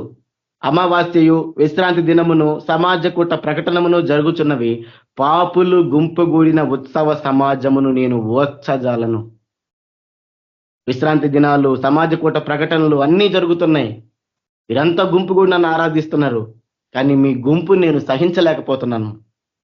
ఎందుకు అనంటే మీరందరూ పాపం చేసిన వారే అని ఇశ్రాయేలు ప్రజలతో దేవుడు కఠినంగా చెప్తున్నాడు. మీ అమావాస్య ఉత్సవములు, నియామక కాలములు నాకు హేయములు, అవి నాకు బాధాకరములు, వాటిని సహింపలేక విసికి ఉన్నాను. మీరు మీ చేతులు చాపినప్పుడు మిమ్మల్ని చూడక నా కనులు కప్పుకొందును. మీరు బహుగా ప్రార్థన చేసినను నేను వినను. దేవుడే స్పష్టంగా చెప్తున్నాడు యెషయా ప్రవక్త ద్వారా ఇశ్రాయేలు ప్రజలకు. ఎందుకు అనంటే వారు బలి తప్ప ఇంక ఏది దేవునికి ఇవ్వడం లేదు. వాళ్ళు అర్పణలు తప్ప దేవుడికి ఇవ్వడం లేదు, దేవుని మాటకు లోబడడం లేదు. అందుకే దేవుడు విసిగిపోయి, దేవుడికి విసుగొచ్చి కోపముతోటి మాట్లాడుతున్న మాటలు ఇవి. ఈరోజు మనుషులు కూడా అంతే. ఆదివారానికి వస్తారు, భక్తి కలిగి ఉంటారు, ప్రార్థనలు చేస్తారు, ఆరాధిస్తారు, కానుకలు ఇస్తారు, అన్నీ చేస్తారు. తిరిగి మళ్ళీ బయటికి వెళ్తే అదే జీవితం, అదే పాత జీవితం. ఏ మార్పు ఉండదు. మాటలో మార్పు ఉండదు, ఆలోచనలో మార్పు ఉండదు, హృదయంలో ఉండేటి వాటిలో మార్పు ఉండదు. ద్వేషము, మనుషులతో గర్వము, ఎన్నో ఉంటాయి. మళ్ళీ తిరిగి వస్తారు, ప్రార్థన చేస్తారు. శ్రమలు వస్తే ఉపవాసాలు అంటారు, ఆరాధనలు అంటారు, బలలు అంటారు, రకరకాలైనవి అంటారు. చూడండి, దేవుడికి ఇవేవి కూడా ఇష్టమైన లేనివి, పైపెచ్చానికి అసహ్యాన్ని పుట్టిస్తాయి. ఏ రీతిగా సౌలు పశ్చాత్తాపాన్ని పుట్టించాడు దేవుడు, అదే రీతిగా మనం అర్పించే అర్పణలు దేవునికి ఇష్టమైనవి కావు. కాబట్టి దేవుడు మాట్లాడుతున్నాడు, ఆయన మాట వింటేనే ఆయన సంతోషపడతాడు తప్ప, ఆయన మాటకు లోబడితే ఆయన సంతోషపడతాడు తప్ప, ఆయన చిత్తాన్ని గ్రహించి, ఆయన ప్రణాళికను గ్రహించి, ఆయన ప్రణాళికల ప్రకారంగా ఆయన మార్గంలో పోతేనే సంతోషిస్తాడు తప్ప బలుల్ని బట్టి కాదు. బలుల్ని బట్టి దేవుడు సంతోషిస్తాడనేది సౌలు మైండ్ సెట్. సౌల్లో ఉన్న ఆత్మ చెప్పేది ఆ మాట. ఎందుకు? దేవుని మాట విని సౌలు యుద్ధానికి వెళ్ళాడు. దేవుని యుద్ధాన్ని చేస్తున్నాడు. దురాత్మ వచ్చింది ఆయనలోకి. ఏమని? ఆ కోడె చూడు, ఆ గొర్రెను చూడు ఎంత బాగుందో, అది అర్పిస్తే దేవుడు సంతోషపడతాడు, అది అర్పిస్తే దేవుడు ఆనందిస్తాడు అని దురాత్మ బోధిస్తే చెప్పిన మాట చేయకుండా వేరే రూట్లోకి వెళ్ళిపోయాడు. ఈరోజు మనం కూడా అంతే. మనం ఎలా ఉంటుందంటే ఇవన్నీ చేస్తాం, మనకి గ్రహింపు ఉండదు, అన్ని రకాల పనులు చేస్తాం, అన్ని రకాలైనటువంటి వ్యర్థమైన మాటలు పలుకుతాం, హృదయంలో ద్వేషం ఉంటుంది, సమాధానం ఉండదు, మన జీవితాలన్నీ దేవునికి దూరంగానే ఉంటాయి. మళ్ళీ మనకేం చెప్తాం, ఒక గంట సేపు కూర్చో, పొద్దున సాయంత్రం దాకా ఉపవాసం చేయి, దేవుడు ఎందుకు ఒప్పుకోడు? దేవుడు సంతోషిస్తాడు, దేవుడు నీకు బలాన్ని ఇస్తాడు, దేవుడు నీకు విజయాన్ని ఇస్తాడు. దేవుని మాట వినకుండా ఎన్ని చేసినా వ్యర్థమే. చూడండి, ఈరోజు క్రైస్తవులు జరుగుతుందంటే అంతే. ప్రతి ఒక్కరు దేవుని చిత్తం అని మాట్లాడతారు. పాపం చేసేవాడు కూడా దేవుని చిత్త ప్రకారంగానే చేస్తున్నాను అంటాడు. విసుగు వస్తాయి బాబు చూసినప్పుడు. చాలా యూట్యూబ్లో చూస్తాం, దేవుని చిత్త ప్రకారంగా, దేవునికి మహిమకరంగా జరిగినాయి అంటారు. ఎక్కడ జరిగినాయి దేవునికి మహిమకరంగా? ఎక్కడ ఉంది దేవుని చిత్తం? అక్కడ వాళ్ళు చేసేది ఎంతో తెలియదు, కానీ చూపించేది మాత్రం భయంకరంగా చూపిస్తారు. మేము ఇంతమందికి చేసాం, మేము అంతమందికి చేసాం, అది చేసాం, ఇది చేసాం అని భయంకరంగా చెప్పుకుంటారు. యేసుప్రభు ఏమన్నాడు? నువ్వు కుడి చేత్తో చేసేది ఎడం చేతికి కూడా తెలియదు అన్నాడు. అంత రహస్యంగా నువ్వు చేసే కానుకలు ఉండాలి అని చెప్తారు. దేవుడు యేసుప్రభు చెప్పాడు, నువ్వు కుడి చేత్తో చేసేది ఎడం చేతికి కూడా తెలియకూడదు. అది దేవుని మాట. మరి ఈరోజు బహిరంగంగా చాటింపేస్తూ దేవుని చిత్తాన్ని మేము నెరవేర్చామని చెప్పుకుంటారు. ఏది దేవుని చిత్తం? నువ్వు ఉపవాసం చేసే సంగతి నీ పక్కనోడికి కూడా తెలియదని దేవుడు చెప్తుంటే, నువ్వు ఉపవాసం చేసే సంగతి ఎవరికి తెలియకూడదు, రహస్యంగా ఉండాలి, నీ ముఖం వికారంగా పెట్టుకోవద్దు, దేవుడు ఎవరికి తెలియకుండా సంతోషంగా కనబడుతూ నువ్వు ఉపవాసం చేయమంటే, ఈరోజు నేను ఉపవాసం చేస్తున్నానని గంభీరంగా చెప్పుకుంటారు. దేవుని చిత్త ప్రకారంగా అని చెప్తారు. మళ్ళీ ఎక్కడుంది దేవుని చిత్తం? అక్కడ దేవుని మాట వినకుండా, దేవుని వాక్యానుసారంగా చేయకుండా నేను దేవుని చిత్తాన్ని నెరవేర్చానని చెప్పి సంతోషపడితే అది సౌలు నడిపింపు కాదా? అది సౌల్లో ఉన్న ఆత్మ కాదా? సౌల్లో ఉన్న ఆత్మ కాదా అది? నువ్వు దేవుని మాటను ధిక్కరించావు, దేవుని ఆజ్ఞను పాటించలేదు, పైపెచ్చి ఏం చెప్తున్నావు? నేను దేవుని చిత్తాన్ని చేశానని చెప్తున్నావు. ఈరోజు అందరూ అలానే తయారైపోయినారు. కాబట్టి మనం గ్రహించాలా. యేసు ప్రభు చెప్తాడు, మీరు విందులు చేసేటప్పుడు గుడ్డి వాళ్ళని, కుంటి వాళ్ళని, అంగహీనుల్ని, భేద వాళ్ళని పిలవండి. ధనవంతులని, మీ పొరుగు వాళ్ళని, మిత్రుల్ని, స్నేహితుల్ని ఎవరిని పిలవద్దు, బంధువులు ఎవరిని పిలవద్దు అంటాడు. ఈరోజు కూడికలు పెడతారు, లక్షల ఖర్చులు పెడతారు, దేవుని చిత్తం అంటారు. మళ్ళీ వ్యర్థమైన పెడతారు, తినిపోతారే తప్ప ఎవడికి ₹1 పెట్టేది ఉండదు.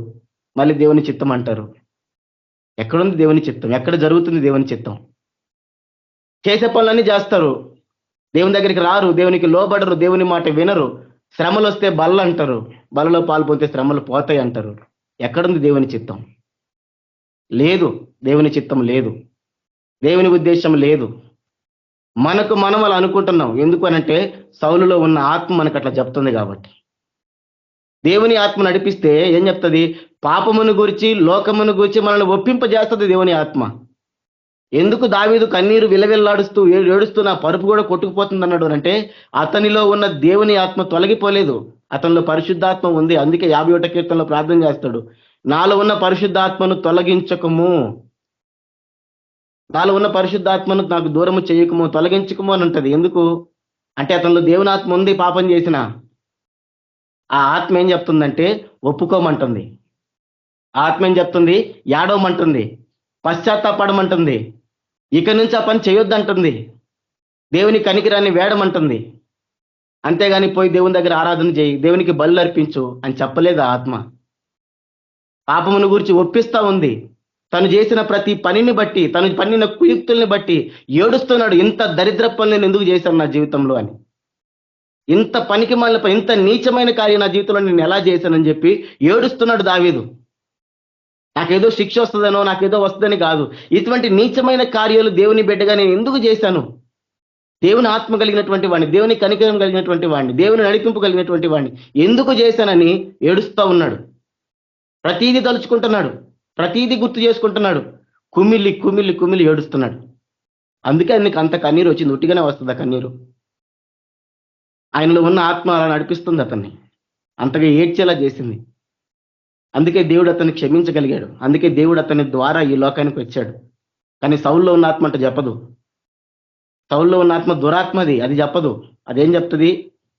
అర్పణలు అర్పించమంటది, దేవుని మాటకు లోబడొద్దని చెప్తుంది, కఠినపరుస్తుంది. కాబట్టి దేవుడు అంటున్నాడు, నేను మిమ్మల్ని తీసుకొచ్చిన దినంలో నేను బలుల గురించి ఏ ఆజ్ఞ ఇవ్వలేదు, ఒకటి నేను ఆజ్ఞ ఇచ్చాను. మీరు నా మాటలు అంగీకరిస్తేనే నేను మీకు దేవుడిని, మీరు నాకు ప్రజలు. నేను మార్గంలో నడిస్తేనే మీకు క్షేమం, నేను చూపించే మార్గంలో మీరు పోతేనే మీకు క్షేమం. దాన్ని కాదని మీరు గనక చేస్తే మీరు నా ప్రజలు కాదు, మీకు క్షేమము ఉండదని దేవుడు డైరెక్ట్ గా చెప్పాడు. ఎందుకు అనంటే దేవుడికి అన్ని బలులు ఇస్తున్నారు కానీ వారి జీవితాన్ని వాళ్ళు దేవునికి ఇవ్వలేదు. అదే ఈ రోజు నాకు కూడా దేవుడు ఆజ్ఞ ఇచ్చాడు. ఏంటిది ఆజ్ఞ? నీ పూర్ణ హృదయముతో, నీ పూర్ణ శక్తితో, నీ పూర్ణ జ్ఞానముతో దేవుణ్ణి ప్రేమించమని చెప్పాడు. మరి దానికి రుజువైంది ఇదే కదా, ప్రాముఖ్యమైనది, మొట్టమొదటిదైన ఆజ్ఞ అని చెప్పేసి ప్రభు చెప్పాడు. మరి దానికి రుజువు ఏంటిది? దేవుని ఆజ్ఞకు మనం లోబడుతున్నామని. దేవుడు మనల్ని ఏవి చెప్పలేదు. మొట్టమొదటి ఆజ్ఞ ఏంటిదంటే దేవుణ్ణి ప్రేమించమన్నాడు అంతే. నీ పూర్ణ శక్తితో, నీ పూర్ణ బలముతో, నీ పూర్ణ ఆత్మతో దేవుణ్ణి ప్రేమించమన్నాడు. నీ పూర్ణ వివేకంతో దేవుణ్ణి ప్రేమించమన్నాడు. అదే మనకి ఇచ్చిన మొట్టమొదటి ఆజ్ఞ, దేవుని ఆజ్ఞ. మరి దాన్ని మనం చేస్తున్నామనే దానికి రుజువేంటిది? ప్రార్థనల తర్వాత, ఆరాధన తర్వాత, మిగతావన్నీ తర్వాత, పరిచర్య తర్వాత, మిగతావన్నీ పక్కకు పెట్టేసి మొట్టమొదటి ఆజ్ఞను మనం పాటిస్తున్నామా? అవన్నీ తర్వాత వస్తాయి. ప్రార్థన కావచ్చు, ఆరాధన కావచ్చు, పరిచర్య కావచ్చు, ఏదైనా కానీ అవన్నీ తర్వాత వస్తాయి. కానీ మొట్టమొదటి చెప్పింది ఏంది? దేవుణ్ణి ప్రేమించమని. మరి దేవుణ్ణి ప్రేమిస్తే రుజువేంటిది? అదే చెప్పాడు ఆయన యోహాన్ భక్తుడు యోహాన్ రాసిన పత్రికలో, యోహాన్ సువార్త 14వ అధ్యాయము 23వ వచనం. యోహాన్ రాసిన సువార్త 14వ అధ్యాయం 23వ వచనంలో, యేసు ఒకడు నన్ను ప్రేమించిన ఎడల వాడు నా మాట గైకొనును. అంటే దేవునికి నువ్వు ప్రేమిస్తున్నావు, దేవుని నువ్వు ప్రేమిస్తున్నావు అనే దానికి రుజువు ఏదైనా ఉంది అని అంటే అది ఇదే. ఏంటిది అది? ఆయన మాట గైకుంటావు. నేను ప్రార్థన చేస్తున్నాను కాబట్టి దేవుణ్ణి ప్రేమిస్తున్నాను, నేను ఉపవాసాలు ఉంటున్నాను కాబట్టి దేవుణ్ణి ప్రేమిస్తున్నాను, నేను పరిచర్య చేస్తున్నాను కాబట్టి దేవుణ్ణి ప్రేమిస్తున్నాను అని మనల్ని మనం అనుకుంటే మోసపోయినట్టే. ఆయన మాట వినాలి. ఆయన మాట అంటే ఏంటిది? మన హృదయంలో ఎటువంటి కల్మషం మన హృదయంలో ఉండకూడదు. ఎటువంటి దేవుని వాక్య వ్యతిరేకమైన మన జీవితంలో ఉండకూడదు. దేవుని మాటకు సంపూర్ణ విధేయత మనం చూపించాల. దేవుడు నడిపించిన మార్గంలో మనం నడవాల. అందుకే దేవుడు జ్ఞాపకం చేస్తున్నాడు. కాబట్టి ఆయన మాట వినే వారంగా మనం ఉండాల. ఆయన నడిపించిన త్రోవలో నడిచే వారంగా మనం ఉండాల. ఆయన ప్రణాళిక ఏంటిదో, ఆయన ఉద్దేశం ఏంటిదో మనం గ్రహించే వారంగా ఉండాల. అది గ్రహించకుండా మనం ఏమి చేసినా అవన్నీ అవివేకపు పనులు అని సమూయేలు చెప్పాడు. అదే పౌలు భక్తుడు కూడా చెప్తాడు. ఎఫెసీయులకు రాసిన పత్రిక 5వ అధ్యాయము 17వ వచనంలో 15 నుంచి 17 వరకు, ఎఫెసీయులకు రాసిన పత్రిక 5వ అధ్యాయము 15 నుంచి 17 వరకు, దినములు చెడ్డవి గనుక మీరు సమయమును పోనీయక సద్వినియోగము చేసుకొనుచు అజ్ఞానుల వలె కాక జ్ఞానుల వలె నడుచుకున్నట్లు జాగ్రత్తగా చూసుకోండి. దినములు బాగలేవు. అన్ని మనుషులంతా భక్తి లేనటువంటి వాళ్ళు, పాపంలో ఉన్నటువంటి వాళ్ళు, దినాలు బాగలేవు. కాబట్టి ఏం చేయాలా? మీ సమయాన్ని వ్యర్థంగా చేసుకోకుండా సద్వినియోగం చేసుకోమన్నాడు. జ్ఞానుల వలె కాకుండా జ్ఞానుల వలె నడుచుకున్నట్లు జాగ్రత్తగా ఉండండి. అజ్ఞానులు అంటే ఎవరు? యేసుక్రీస్తు ప్రభువుని ఎరుగనటువంటి వారు. ఎందుకు? బుద్ధి, జ్ఞానము, సర్వ సంపదలు అన్ని యేసు ప్రభు దగ్గర ఉన్నాయి. యేసు ప్రభువుని అంగీకరించలేదంటేనే జ్ఞానం లేదని అర్థం. ఎందుకు? లోకంలో మనుషులు జ్ఞానవంతులు అని చెప్పుకుంటారు. ఏమని? నేను పలాంది సాధించాను, పలాంది కనిపెట్టాను, పలాంది ఎక్స్ప్లోర్ చేసి ఏవో చెప్పుకుంటారు సైంటిస్టులని. అదేది జ్ఞానం కాదు, అది వ్యర్థమైన జ్ఞానం. యేసు ప్రభుని అంగీకరించడమే మొదటి జ్ఞానం. అదే అంటున్నాడు, అజ్ఞానులు ఎవరు అని అంటే యేసు ప్రభుని అంగీకరించినటువంటి వారు. వారిలాగా మీరు ఉండకండి, జ్ఞానం కలిగి నడుచుకోమన్నాడు. ఎందుకు అనంటే నా ప్రజలు జ్ఞానము లేకయే నశించిరి అని ప్రభు చెప్పాడు. కాబట్టి జ్ఞానం కలిగి జాగ్రత్తగా నడుచుకోండి. ఇందు నిమిత్తము మీరు జ్ఞానుల వలె నడుచుకోవాలి అని అంటే ఏం చెప్తున్నాడు? మీరు అవివేకులు కాక ప్రభు యొక్క చిత్తం ఏమిటో గ్రహించుకొనుడి. మీరు అవివేకులు కావద్దు. ఇంతకు సౌలు చేసిన పని అదే. దేవుని చిత్తాన్ని ఎరగకుండా, దేవుని ఉద్దేశాన్ని గ్రహించకుండా అవివేకపు పని చేస్తాడు. బలిస్తే దేవుడు శాంతిస్తాడు, బలిస్తే దేవుడు సంతోషిస్తాడని అవివేకపు పని చేశాడు. చూడండి, ప్రభు యొక్క చిత్తం ఏమిటో గ్రహించుకొనుడి అన్నాడు. ప్రభు చిత్తం ఎరగకుండా, దేవుని ప్రణాళిక తెలియకుండా మనం ఏమి చేసినా అదంతా అవివేకమైనది, అవివేకపు పనులే. కాబట్టి మనం ప్రభు చిత్తాన్ని గ్రహించే దాంట్లో మనం ముందుండాలి. పరిశుద్ధత కలిగి ఉండడం దేవుని చిత్తం, ఇతరులను క్షమించడం దేవుని చిత్తం, దేవుని పని చేయడం దేవుని చిత్తం, దేవుని సువార్త చెప్పడం దేవుని చిత్తం, కనికరం చూపించడం దేవుని చిత్తం, భేదాలను కనికరించడం దేవుని చిత్తం. అవన్నీ ఎప్పుడు తెలుస్తాయి అనంటే దేవుని వాక్యం ధ్యానించినప్పుడు తెలుస్తాయి. దేవుడు ఏం ఆశిస్తున్నాడో మన నుంచి ఎప్పుడు తెలుస్తాయి అంటే దేవుని వాక్యాన్ని ధ్యానిస్తే తెలుస్తాయి. దేవుని వాక్యంతో మన జీవితాన్ని పోల్చి చూసుకుంటే తెలుస్తాయి. ఎందుకు ఈరోజు మనుషులు అన్ని చేస్తూ కూడా మేము దేవుని చిత్తాన్ని దేవునికి వ్యతిరేకంగా చేస్తూ కూడా దేవునికి వ్యతిరేకమైన పనులు చేస్తూ కూడా ఎందుకు వాక్యంతో ఎందుకు వాళ్ళు దేవుని చిత్తాన్ని జరిగించామని అంటున్నారు అనంటే దేవుని వాక్యంతో తమ జీవితాలు పోల్చుకోరు. ఈ నేను చేసే పని దేవుని వాక్యానుసారంగా ఉందా? పోల్చుకోరు. ఈ నేను చేసేది దేవుని వాక్యానుసారంగా ఉందా? పోల్చుకోరు. నువ్వు అన్ని బయటికి గంభీరంగా ప్రగల్భాలు చెప్తూ నేను దేవుని చిత్తాన్ని జరిగించాను అంటే దేవుడు ఏం చెప్పాడు? అది కాదు కదా దేవుడు చెప్పింది. లక్షల లక్షలు ఖర్చు పెట్టి ఆడంబరాలు చేస్తూ పేదవాళ్ళకు ₹1 ఇవ్వవు, పేదవాళ్ళకు ₹1 సహాయం చేయవు. నేను దేవుని కొరకు దేవుడు నా జీవితంలో చేసిన మేలుకు నేను దేవుడికి కృతజ్ఞత అర్పించానంటే ఎక్కడ అర్పించావు? ఎక్కడ అర్పించావు? ఎప్పుడు తెలుస్తుంది నువ్వు దేవునికి అంగీకారంగా చేసినావని? దేవుని వాక్యంతో పోల్చుకుంటే. కాబట్టి దేవుని చిత్తం మనం గ్రహించాలి అంటే, దేవుని ఉద్దేశం తెలుసుకోవాలంటే ఈ వాక్యం ధ్యానించి మనల్ని దేవుడు ఏం చేయమంటున్నాడో అది చేస్తే తెలుస్తుంది.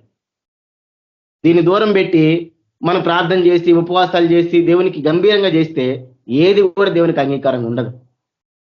అనుదినం మన జీవితాన్ని ఒక కొలమానం లాంటిది బైబిల్, చెక్ లిస్ట్ లాంటిది బైబిల్, అద్దం లాంటిది బైబిల్. మన స్థితిగతుల్ని ఉన్నది ఉన్నట్టుగా చూపిస్తుంది. కాటాలో తీసుకెళ్ళి 100 గ్రాముల వస్తువులు వేస్తే 100 గ్రాములనే చూపిస్తుంది. అంతేగాని 100 గ్రాములు వేస్తే 2 కేజీలని చూపించదు. ఎంత ఉందో అంతే చూపిస్తుంది. అద్దంలో మన ముఖం ఎలా ఉందో అలాగే చూపిస్తుంది. ఈ రోజు వచ్చిన ఏ టెక్నాలజీస్ అన్ని మనిషి కలిపి చెరిపేవాడు. మనిషి ముఖాలను జరుపుతాడు, మనుషుల్ని జరుపుతాడు, అన్నిటిని జరుపుతాడు. మంచి అద్దాన్ని పెట్టుకొని చూస్తే మన ముఖం ఎలా ఉందో అలానే కనపడుతుంది. ఎక్కడ గుంట ఉందో కనపడుతుంది, ఎక్కడ మచ్చ ఉందో కనపడుతుంది, ఎక్కడ ఏది బాగలేదో కనపడుతుంది. అంతేగాని మనుషులు చేసిన ఏ టెక్నాలజీ మధ్యలో పెట్టి చూస్తే ఏ మచ్చ మన ముఖం మీద కనపడదు. ఈరోజు మనుషులందరూ అట్లనే ఉన్నారు. మనుషులందరూ బంధకాల్లో ఉన్నారు. ఎందుకు అనంటే మనిషి పాస్టర్ అనే ఒక ఏఐ మధ్యలో వచ్చింది. ఏం చెప్తారు వీళ్ళు? పాపాన్ని గురించి చెప్పరు, దేవుని చిత్తాన్ని గురించి చెప్పరు, దేవుని ఉద్దేశాన్ని చెప్పరు. ఏదైతే ఏ మొఖాలని మార్చేస్తా ఉంటుందో అట్లా వాక్యాన్ని మార్చేస్తా ఉంటారు. అక్కడ ఉన్నది ఉన్నట్టుగా చెప్పరు. ఉన్నది ఉన్నట్టుగా చెప్తే ఎవరు వాళ్ళ దగ్గర ఉండరు. కాబట్టి సగంగా ఖాళీ అయిపోతాయి. కానీ చెప్పరు. ఎందుకు చెప్పరు అనంటే మభ్య పెడతా ఉంటారు. బాగానే ఉందని ఆర్టిఫిషియల్ ఇంటెలిజెన్స్ ఎట్లయితే ముఖానికి రంగులు పోస్తుందో, ఎట్లాగైతే లేని అన్ని పెడతా ఉంటుందో అట్లా పెడతా ఉంటారు వీళ్ళు కూడా. పాస్టర్ల కలద్దాల్లోంచి మనం దేవుని వాక్యాన్ని ఎప్పుడు చూడకూడదు. దేవుని వాక్యాన్ని ఉన్నది ఉన్నట్టుగా మనం చూడాలి. అప్పుడే మన లోపాలు బయటపడతాయి. అందుకే అన్నాడు, ప్రభు యొక్క చిత్తం ఏమిటో గ్రహించుకోండి. నీ ముఖం నువ్వు యాజిటీజ్గా చూస్తే అప్పుడు మీ అచ్చలు కనపడతాయి. అలా కాకుండా మనుషుల ముఖాల్లో నుంచి చూస్తే, మనుషుల ఉద్దేశాల్లో చూస్తే ఏం అర్థం కాదు. కాబట్టి ప్రభు చిత్తాన్ని మనం గ్రహించాలా, ప్రభు యొక్క ప్రణాళికను మనం గ్రహించాలి. అప్పుడే దేవునికి మహిమ వస్తుంది. దేవుడు ఉద్దేశించిన ప్రకారంగా మనం నడిస్తేనే దేవునికి మహిమ వస్తుంది. లేదంటే దేవుడు పశ్చాత్తాపడతాడు. ఎందుకు ఎన్నుకున్నానా దేవుడు బాధపడతాడు. చూడండి, అదే పౌలు భక్తుడు కొలసీలకు రాసిన పత్రిక 1వ అధ్యాయం 10వ వచనంలో అని చెప్తున్నాడు. కొలసీలకు రాసిన పత్రిక 1వ అధ్యాయము 10వ వచనంలో మనం ఎలా ఉండాలో చెప్తున్నాడు. ఆయన చిత్తమును పూర్ణముగా గ్రహించిన వారునై. ఎలా ఉండాలంట మనం? ఆయన చిత్తమును పూర్ణముగా గ్రహించిన వారునై ప్రతి సత్కార్యములో సఫలులగుచు దేవుని విషయమైన జ్ఞానమందు అభివృద్ధి పొందుచు అన్ని విషయములలో ప్రభువును సంతోష పెట్టునట్లు. ఏం చెప్తున్నాడు? దేవుని చిత్తాన్ని సంపూర్ణంగా గ్రహించిన వారిగా మనం ఉండాలి. ప్రతి సత్కార్యంలో సఫలం అవ్వాలి, విఫలం కాకూడదు. తర్వాత దేవుని విషయమైన జ్ఞానమందు అభివృద్ధి పొందాలి, దేవుని గురించి తెలుసుకోవాలి. అన్ని విషయాలలో మన వ్యక్తిగత జీవితం కావచ్చు, సేవా జీవితం కావచ్చు, ఉద్యోగ జీవితం కావచ్చు, ఏదైనా కానీ అన్ని విషయాలలో ప్రభువును సంతోష పెట్టే వారంగా మనం ఉండాలి. ఫస్ట్ అదే చెప్తున్నాడు. ఆయన చిత్తమును పూర్ణంగా గ్రహించిన వారుగా ఉండాలి. దేవుని చిత్తాన్ని గ్రహించి చేయకపోతే మన జీవితంలో చేసింది శూన్యం, మన జీవితము నిష్ఫలమైంది అన్నట్టు. కాబట్టి ఆ రీతిగా ఉండాలని దేవుడు ఇష్టపడటం లేదు. సౌలుకు దేవుడు అందుకే 2వ అవకాశం ఇచ్చాడు. ఆ అవకాశాన్ని కూడా ఆయన కోల్పోయాడు. కాబట్టి నీవు నేను కోల్పోకూడదు. ఆ రీతిగా మనం దేవుని చిత్తం జరిగించడానికే ఈ లోకంలో ఉన్నాం. మనం బ్రతుకుతున్నది దేవుని పని చేయడానికి అని రోమిలకు రాసిన పత్రిక 8వ అధ్యాయంలో పౌలు భక్తుడు చెప్తాడు. మనం బ్రతుకుతుందే దేవుని కోసం. మనం చచ్చిపోయినా ప్రభు కోసం చచ్చిపోవాలా, బ్రతికినా ప్రభు కోసం బతకాల, చచ్చిపోయినా బ్రతికినా ప్రభు వారంగా మనం ఉండాలి. అది పౌలు యొక్క ఉద్దేశం. అది పౌలు యొక్క ఉద్దేశం. ఆయన అర్థం నడిచాడు. కాబట్టి ఈరోజు నీవు నేను బతుకుతుంది కూడా అందుకే. లేదంటే మారు మనసు పొందిన వెంటనే దేవుడు తీసుకోవచ్చు, బాగుంటది. కానీ దేవుడు తీసుకోలేదు. పెట్టాడు ఈ లోకంలో, శ్రమల్లో పెట్టాడు, కష్టాల్లో పెట్టాడు, పరుగు పందెంలో పెట్టాడు, మనం దేవుని ఉద్దేశం దుష్టత్వంలో పెట్టాడు, మనుషుల మధ్యలో పెట్టాడు. కాబట్టి మనం దేవుని చిత్తాన్ని తెలుసుకొని ముందుకు పోయే వారంగా ఉండాలి. అదే కొలస్సీలకు రాసిన పత్రిక 4వ అధ్యాయం 12వ వచనంలో ఆయన మాట్లాడుతున్నాడు, మీలో ఒకడును క్రీస్తు యేసు దాసుడైన ఎపఫ్రా మీకు వందనాలు చెప్తున్నాడు, మీరు సంపూర్ణులను. ప్రభు యొక్క ఉద్దేశం ఇదే, మనం సంపూర్ణులం కావాలా. ఏది కూడా మన జీవితంలో కొదువుగా ఉండకూడదు, సంపూర్ణులం కావాలి. ఏది కూడా మచ్చ మన జీవితంలో ఉండకూడదు, పరిపూర్ణులం కావాలి. అందుకే చెప్తున్నాడు మీరు సంపూర్ణులు అవ్వాలి. అదే దేవుని యొక్క ఉద్దేశం. ఏది కూడా మన జీవితంలో ఉండదు. పులిసిన పిండి అంతట్లో పులిసింది కొంచెం ఉంటే ముద్దంతా పులి చేస్తుంది, మనకు తెలిసిన సిద్ధాంతమే. కాబట్టి ఏ ఒక్కటి కూడా మన జీవితంలో ఉండకుండా ప్రతి విషయంలో దేవుని చిత్తము గూర్చి సంపూర్ణ ఆత్మ నిశ్చయిత గలవారున్నాయి నిలకడగా ఉండవలనని. ఎలా ఉండాలంటే మనం ప్రతి విషయంలో దేవుని చిత్తాన్ని గురించి సంపూర్ణ ఆత్మ నిశ్చయత కలిగిన వారంగా మనం ఉండాలి, నిలకడగా మనం ఉండాలని చెప్తున్నాడు. కాబట్టి ఆయన చెప్తున్న మాట ఒకటే, దేవుని చిత్తాన్ని సంపూర్ణంగా గ్రహించి నిశ్చయం కలిగి ఉండాలని చెప్తున్నాడు. కాబట్టి చూడండి, మనం దేవుని చిత్తాన్ని నెరవేర్చే వారంగా ఉండాలని చెప్తున్నాడు. దావీదు చేసిన పని అదే, దావీదు తన జీవితంలో చేసిన పని అదే. ఒక్క ఊరియా సంగతి ఎందుకు తప్ప అనే మాట మాట్లాడాడు దేవుడు. అంటే ఆ విషయంలో తప్ప ఇంకా ఏ లోపాన్ని దావీదులో దేవుడు కనుగొనలేకపోయాడు. నా జీవితాలు కూడా అలాగే మారాలని దేవుడు ఇష్టపడుతున్నాడు. నీవు నేను కూడా దేవుని చిత్తాన్ని సంపూర్ణంగా గ్రహించి చేయాలనే దేవుడు ఇష్టపడుతున్నాడు. అందుకొరకే దేవుడు తన చేతులు చాచి మనల్ని పిలుస్తా ఉన్నాడు. కాబట్టి మన హృదయాన్ని ఆయన వైపు తిప్పాలా, మన హృదయాన్ని ఆయన వైపు తిప్పాలా, ఆయన మాటకు లోబడాలా. అది చిన్నదైనా పెద్దదైనా కష్టమైందైనా ఎటువంటిదైనా సంపూర్ణంగా ఆయన చిత్తాన్ని మనం జరిగించి మనం పరిపూర్ణం కావాలి. అలా చేయకపోతే దేవుడు సంతోషించడు. అలా కాకుండా నిర్లక్ష్యంగా ఉంటే చూడండి దేవుడు ఆనందించడు. దేవుడు అన్నాడు, యెరూషలేములో దేవుడు అనేకమైన గొప్ప కార్యాలు చేశాడు. కపెర్నహూము అనే ప్రాంతాల్లో దేవుడు గొప్ప కార్యాలు చేస్తూ వచ్చాడు, అనేకమైన అద్భుతాలు చేస్తూ వచ్చాడు. కానీ వాళ్ళు ఎవరు కూడా ఆయన పట్టించుకోలేదు. పట్టించుకోకపోతే యేసుప్రభు అన్నాడు మత్తయి సువార్త 11వ అధ్యాయం 21వ వచనంలో, ఏమన్నాడు ఆయన, అయ్యో కొరాజినా, అయ్యో బెత్సైదా, మీ మధ్యను చేయబడిన అద్భుతములు తూరు సీదోను పట్టణంలో చేయబడిన ఎడల ఆ పట్టణము గలవారు పూర్వమే గోనె పట్ట కట్టుకొని బూడిద వేసుకొని మారు మనసు పొంది ఉందురు. మీ మధ్యలో దేవుడు చేసిన గొప్ప కార్యాలు అవే గనక తూరు సీదోను ప్రాంతాలలో గనక జరుగుండుంటే వాళ్ళు ఎప్పుడో పశ్చాత్తాపం పడేవాళ్ళు, ఎప్పుడో మారు మనసు పొందేవాళ్ళు. విమర్శ దినమున మీ గతి కంటే తూరు సీదోను పట్టణములు వారి గతి ఓర్వదగినదై ఉండునని మీతో చెప్పుచున్నాను.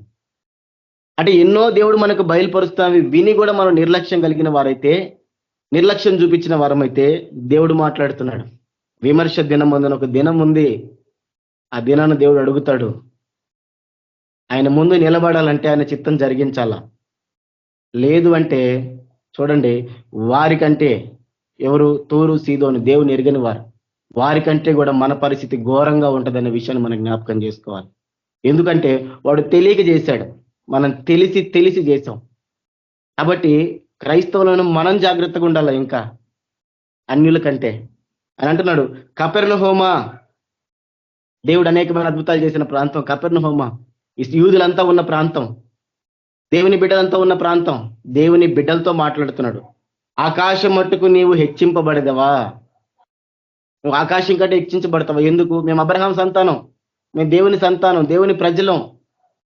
దేవుడు మాకు వాగ్దానం ఇచ్చాడు, మేము దేవుని నిబంధనలో ఉన్నామని చెప్పి నువ్వు హెచ్చించుకుంటున్నావేమో. దేవుడు మాట్లాడుతున్నాడు, నీవు పాతాళం వరకు దిగిపోయేదు. ఎందుకు?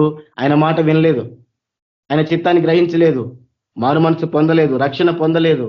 నువ్వు పాతాళానికి దిగిపోయేదవు. నీలో చేయబడిన అద్భుతములు సొదములో చేయబడిన ఎడల అది నేటి వరకు నిలిచి ఉండును. ఎవరితో మాట్లాడుతున్నాడు యేసు ప్రభు? దేవుని బిడ్డలతో మాట్లాడుతున్నాడు. ఎవరితో కంపారిజన్ చేసి? అన్య జనులతో కంపారిజన్ చేసి. అంటే ఆయన ఏం మాట్లాడుతున్నాడు? అదే అద్భుతాలు కనుక సొదమలో చేస్తుంటే ఆ పట్టణం ఇప్పటికి కూడా ఉండేదేమో. ఎందుకు అనంటే వాళ్ళు ఎప్పుడో మారు మనసు పొందేవాళ్ళు. నీకంటే వాళ్ళే నయమని చెప్తున్నాడు దేవుడు. అది ఎంత దారుణమైన పరిస్థితి మనకి. ఎందుకు? నువ్వు ఇన్ని తెలుసుకొని, ఇన్ని విషయాలు తెలుసుకొని కూడా నువ్వు మారు మనసు పొందలేదు. వాడు ఏమీ తెలియక నశించిపోయాడు. వాడికన్నా కూడా వాడికి తెలియక చేస్తున్నాడు, నువ్వు తెలిసి చేస్తున్నావు కాబట్టి నీకంటే వాడే మంచోడని చెప్తున్నాడు దేవుడు. నీకంటే వాడే ఉత్తమమైన వాడని చెప్తున్నాడు. కాబట్టి చూడండి, విమర్శ దినమందు నీ గతి కంటే సొదమ దేశపు వారి గతి ఓర్వ తగినతై ఉండునని మీతో చెప్పుచున్నాను అన్నాడు. కాబట్టి ప్రతి విషయంలో క్రైస్తవులైన మనం బహు జాగ్రత్త కలిగిన వాళ్ళని ఉండాలి. నిర్లక్ష్యమైన జీవితం మనలో ఉండకూడదు. ఏం చెప్తే వినేది ఏందిలేని నిర్లక్ష్యమైన జీవితం మనలో ఉండకూడదు. మేము రక్షించబడ్డాంలే, మేము ప్రార్థనలు చేస్తున్నాం, ఉపవాసాలు చేస్తున్నాం, దేవునికి కానుకలు ఇస్తున్నామని నిర్లక్ష్యమైన జీవితం మనలో ఉండకూడదు. అటువంటి నిర్లక్ష్యమైన జీవితం మనం కలిగిన వారమైతే దేవుడు ఈ మాటలు మనకి జ్ఞాపకం చేస్తున్నాడు. ప్రతి ఒక్కరం ఒకానొక దినాన దేవుని సన్నిధిలో నిలబడాలి. ఆయన ఎదుట నిలబడాలనంటే ఆయన చిత్తం జరిగించి ఉండాలి. లేదు ప్రభువా నేను అన్నీ చేశాను కదా అంటే ప్రభువా ప్రభు అని పిలిచేవాడు ఎవడు కూడా పరలోక రాజ్యంలో ఉండడు అని చెప్పాడు యేసు ప్రభు, మొహమాటం లేకుండా. ఎవరైతే దేవుని చిత్తాన్ని చేయువాడున్నాడో, నా తండ్రి చిత్తాన్ని చేసేవాడున్నాడో, చేయాలనుకుంటున్న వాడు కాదు, చేసి అయిపోయి కొంతకాలం చేసి తర్వాత తప్పిపోయినోడు కాదు, చేయువాడు, చేస్తున్నటువంటి వాడు మాత్రమే పరలోకంలో ఉంటాడని యేసు ప్రభు మొహమాటం లేకుండా చెప్పాడు. మరి ఎందుకు మరి ఈరోజు సమాజానికి ఇవన్నీ గుర్తురావు? ఈరోజు ఎందుకో సమాజానికి ఇవన్నీ పట్టించుకోరు, అక్కడక్కడ చూసుకుంటూ వెళ్ళిపోతారు. మరి ఇవన్నీ ఎందుకు యేసు ప్రభు చెప్పాడు ఏం అర్థం కాదు. కాబట్టి అటువంటి వారంగా మనం ఉండకూడదు. దావీదు ఏ రీతిగా అయితే ఆ ఒక్క విషయంలో తప్ప మిగతా అన్ని విషయాల్లో దేవునికి మహిమకరంగా ఉన్నాడని దేవుడు సాక్ష్యం ఇచ్చాడో, ఇక నుంచి మనమైన రీతిగా ప్రయాసపడాలి. ఆ అంతవరకే తప్ప, లేదా అంతవరకు నా మాట నేను బయలుపరచినంత వరకే తప్ప తర్వాత వాళ్ళ జీవితాలు ఎంతగానో మార్చుకున్నారు. వాళ్ళ హృదయంలో ద్వేషం పోయింది, వాళ్ళ నోట్ల అపవిత్రమైన మాటలు పోయినాయి, వాళ్ళు దేవునికి వ్యతిరేకంగా చేసేవన్నీ పోయినాయి. ప్రతి దాంట్లో దేవుని చిత్తాన్ని ఎదుగుతున్నారు, ప్రతి దాంట్లో దేవునికి లోబడుతున్నారు, విరిగి నలిగిన హృదయం కలిగిన వారుగా ఉంటున్నారు. గర్వాన్ని వదిలిపెట్టేశారు, అహంకారాన్ని వదిలిపెట్టేశారు, సమస్తాన్ని వదిలిపెట్టి నాకు దగ్గరగా వచ్చారు అనే సాక్ష్యం నీవు నేను కూడా పొందాల. అటువంటి కృప దేవుడు మనందరికి అనుగ్రహించను గాక. దేవుడి కొద్ది మాటలు దీవించి ఆశీర్వదించను గాక. చిన్న ప్రార్థన చేసుకుందాము. పరిశుద్ధమైన తండ్రి, ప్రేమ కలిగిన దేవానికి వందనాలు, స్తుతులు, స్తోత్రాలు చెల్లిస్తున్నాం ప్రభువా. ఇంతవరకు తండ్రి నీ వాక్యం ద్వారా మాతో మాట్లాడినందుకే మీకు వందనాలు. సౌలు దావీదు జీవితాన్ని మా ముందుకు తీసుకుని వచ్చారు. వారు ఎటువంటి సాక్ష్యం పొందినారో కూడా ప్రభా మాకు తెలియజేస్తూ వచ్చారు. కాబట్టి తండ్రి నాయన ప్రభు మేము కూడా మీ ఎదుట మంచి సాక్ష్యం పొందే వారంగా ఉండాలి. సౌలు తండ్రి నీ చిత్తాన్ని ఎరగలేక, గ్రహించలేక తండ్రి తప్పిపోయిన వాడిగా, అవివేకం పని చేసిన వాడిగా, మీకు పశ్చాత్తాపం పుట్టించే రీతిగా తండ్రి తన క్రియలు ఉన్నాయి ప్రభు. ఈరోజు తండ్రి అటువంటి క్రియలు మాలో ఉంటే తొలగించండి. సంపూర్ణంగా నీకు లోబడే జీవితాన్ని మాకు అనుగ్రహించండి. నా ప్రభా మీ మాట విని గైకొనే వారంగా, మిమ్మల్ని సంతోషపెట్టే వారంగా, శ్రేష్టమైన దానిని మా జీవితంలో చేసే వారంగా ఉండడానికి సహాయపడండి తండ్రి. మీ కృపను అనుగ్రహించమని ఇంతవరకు ప్రభా మా జీవితాల అవిధేత కార్యాలన్నింటిని బట్టి మీ పాదాల చెంతనైనా క్షమాపణ కోరుతున్నాం తండ్రి. సహాయపడండి, మమ్మల్ని క్షమించండి, మీ ఆత్మను అనుగ్రహించండి, మీ ఆత్మతో మమ్మల్ని బలంగా నింపండి. మీ చిత్తాన్ని ప్రభా సంపూర్ణంగా ఎరిగి ముందుకు పోవడానికి సహాయపడమని, మమ్మల్ని అందరినీ కూడా ప్రభా నీ రాకడకు సిద్ధపరచమని, ఆయన నీ ఎదుట నిలబడినప్పుడు తండ్రి బలా నమ్మకమైన మంచి దాసుడు అనే పేరు మాకు రావాలా ప్రభా. అటువంటి కృప మాకు అనుగ్రహించండి. అంతేగాని నీవెవరో నాకు తెలియదు అనేటువంటి నాన్న ప్రభా అటువంటి విధానం మా జీవితంలో ఉండకూడదు. అక్రమం చేయవాళ్ళ నా ఎదురు నుండి పొండి అనే పదం మా చెవిన వినబడకూడదు. నమ్మకమైన బలా నమ్మకమైన మంచి దాసుడా నా తండ్రి, ఇది ఒక్కటేనైనా మీ నుంచి మేము వినాలనుకుంటున్నది కాబట్టి అటువంటి జీవితాన్ని మాకు అనుగ్రహించండి. అటువంటి పరిచర్యను, అటువంటి రీతి అయినటువంటి నా ప్రభావ ప్రయాసాన్ని మాకు అనుగ్రహించండి. నీ నామం నిమిత్తం ఎన్ని అవమానాలైనా, నీ నామం నిమిత్తం ఎన్ని కష్టాలైనా, నీ నామం నిమిత్తం తండ్రి ఏదైనా ప్రభావ భరించడానికి నైనా మాకు శక్తిని అనుగ్రహించండి. సంపూర్ణంగా మీ చిత్తాన్ని నెరవేర్చి, సంపూర్ణంగా మిమ్మల్ని మహింపరిచి ఈ లోకాన్ని మేము విడవాలా ప్రభావ. సంపూర్ణంగా తండ్రి మీ కొరకు జీవించాలా ప్రభా. అటువంటి కృప మాకు అనుగ్రహించమని, మీకు ప్రీతికరమైన జీవితాన్ని మాకు అందరికీ అనుగ్రహించమని మీ కృపగల స్థలకు మమ్మల్ని అందరినీ అప్పగించుకుంటూ యేసుక్రీస్తు పరిశుద్ధ నామంలో ప్రార్థించి వేడుకుంటున్నాను తండ్రి. Amen. Amen. Thank you sister. అందరికీ praise Lord. Praise Lord brother. Thank you brother. అన్న మీరు ఆశీర్వాదం ఇవ్వండి అన్న. మన ప్రభువైన యేసుక్రీస్తుకు కృప, కనికరము, ప్రేమ, సమాధానం, నడిపింపు చేరువచ్చిన మనందరికీ, లోకంలోని సకల పరిశుద్ధులకు సదాకాలం తోడేండి నడిపించును గాక. ఆమేన్. Praise Lord sister. అందరికీ praise Lord. Brothers and sisters అందరికీ praise Lord. Praise the Lord brothers and sisters అందరికి ప్రేజ్ ద లార్డ్.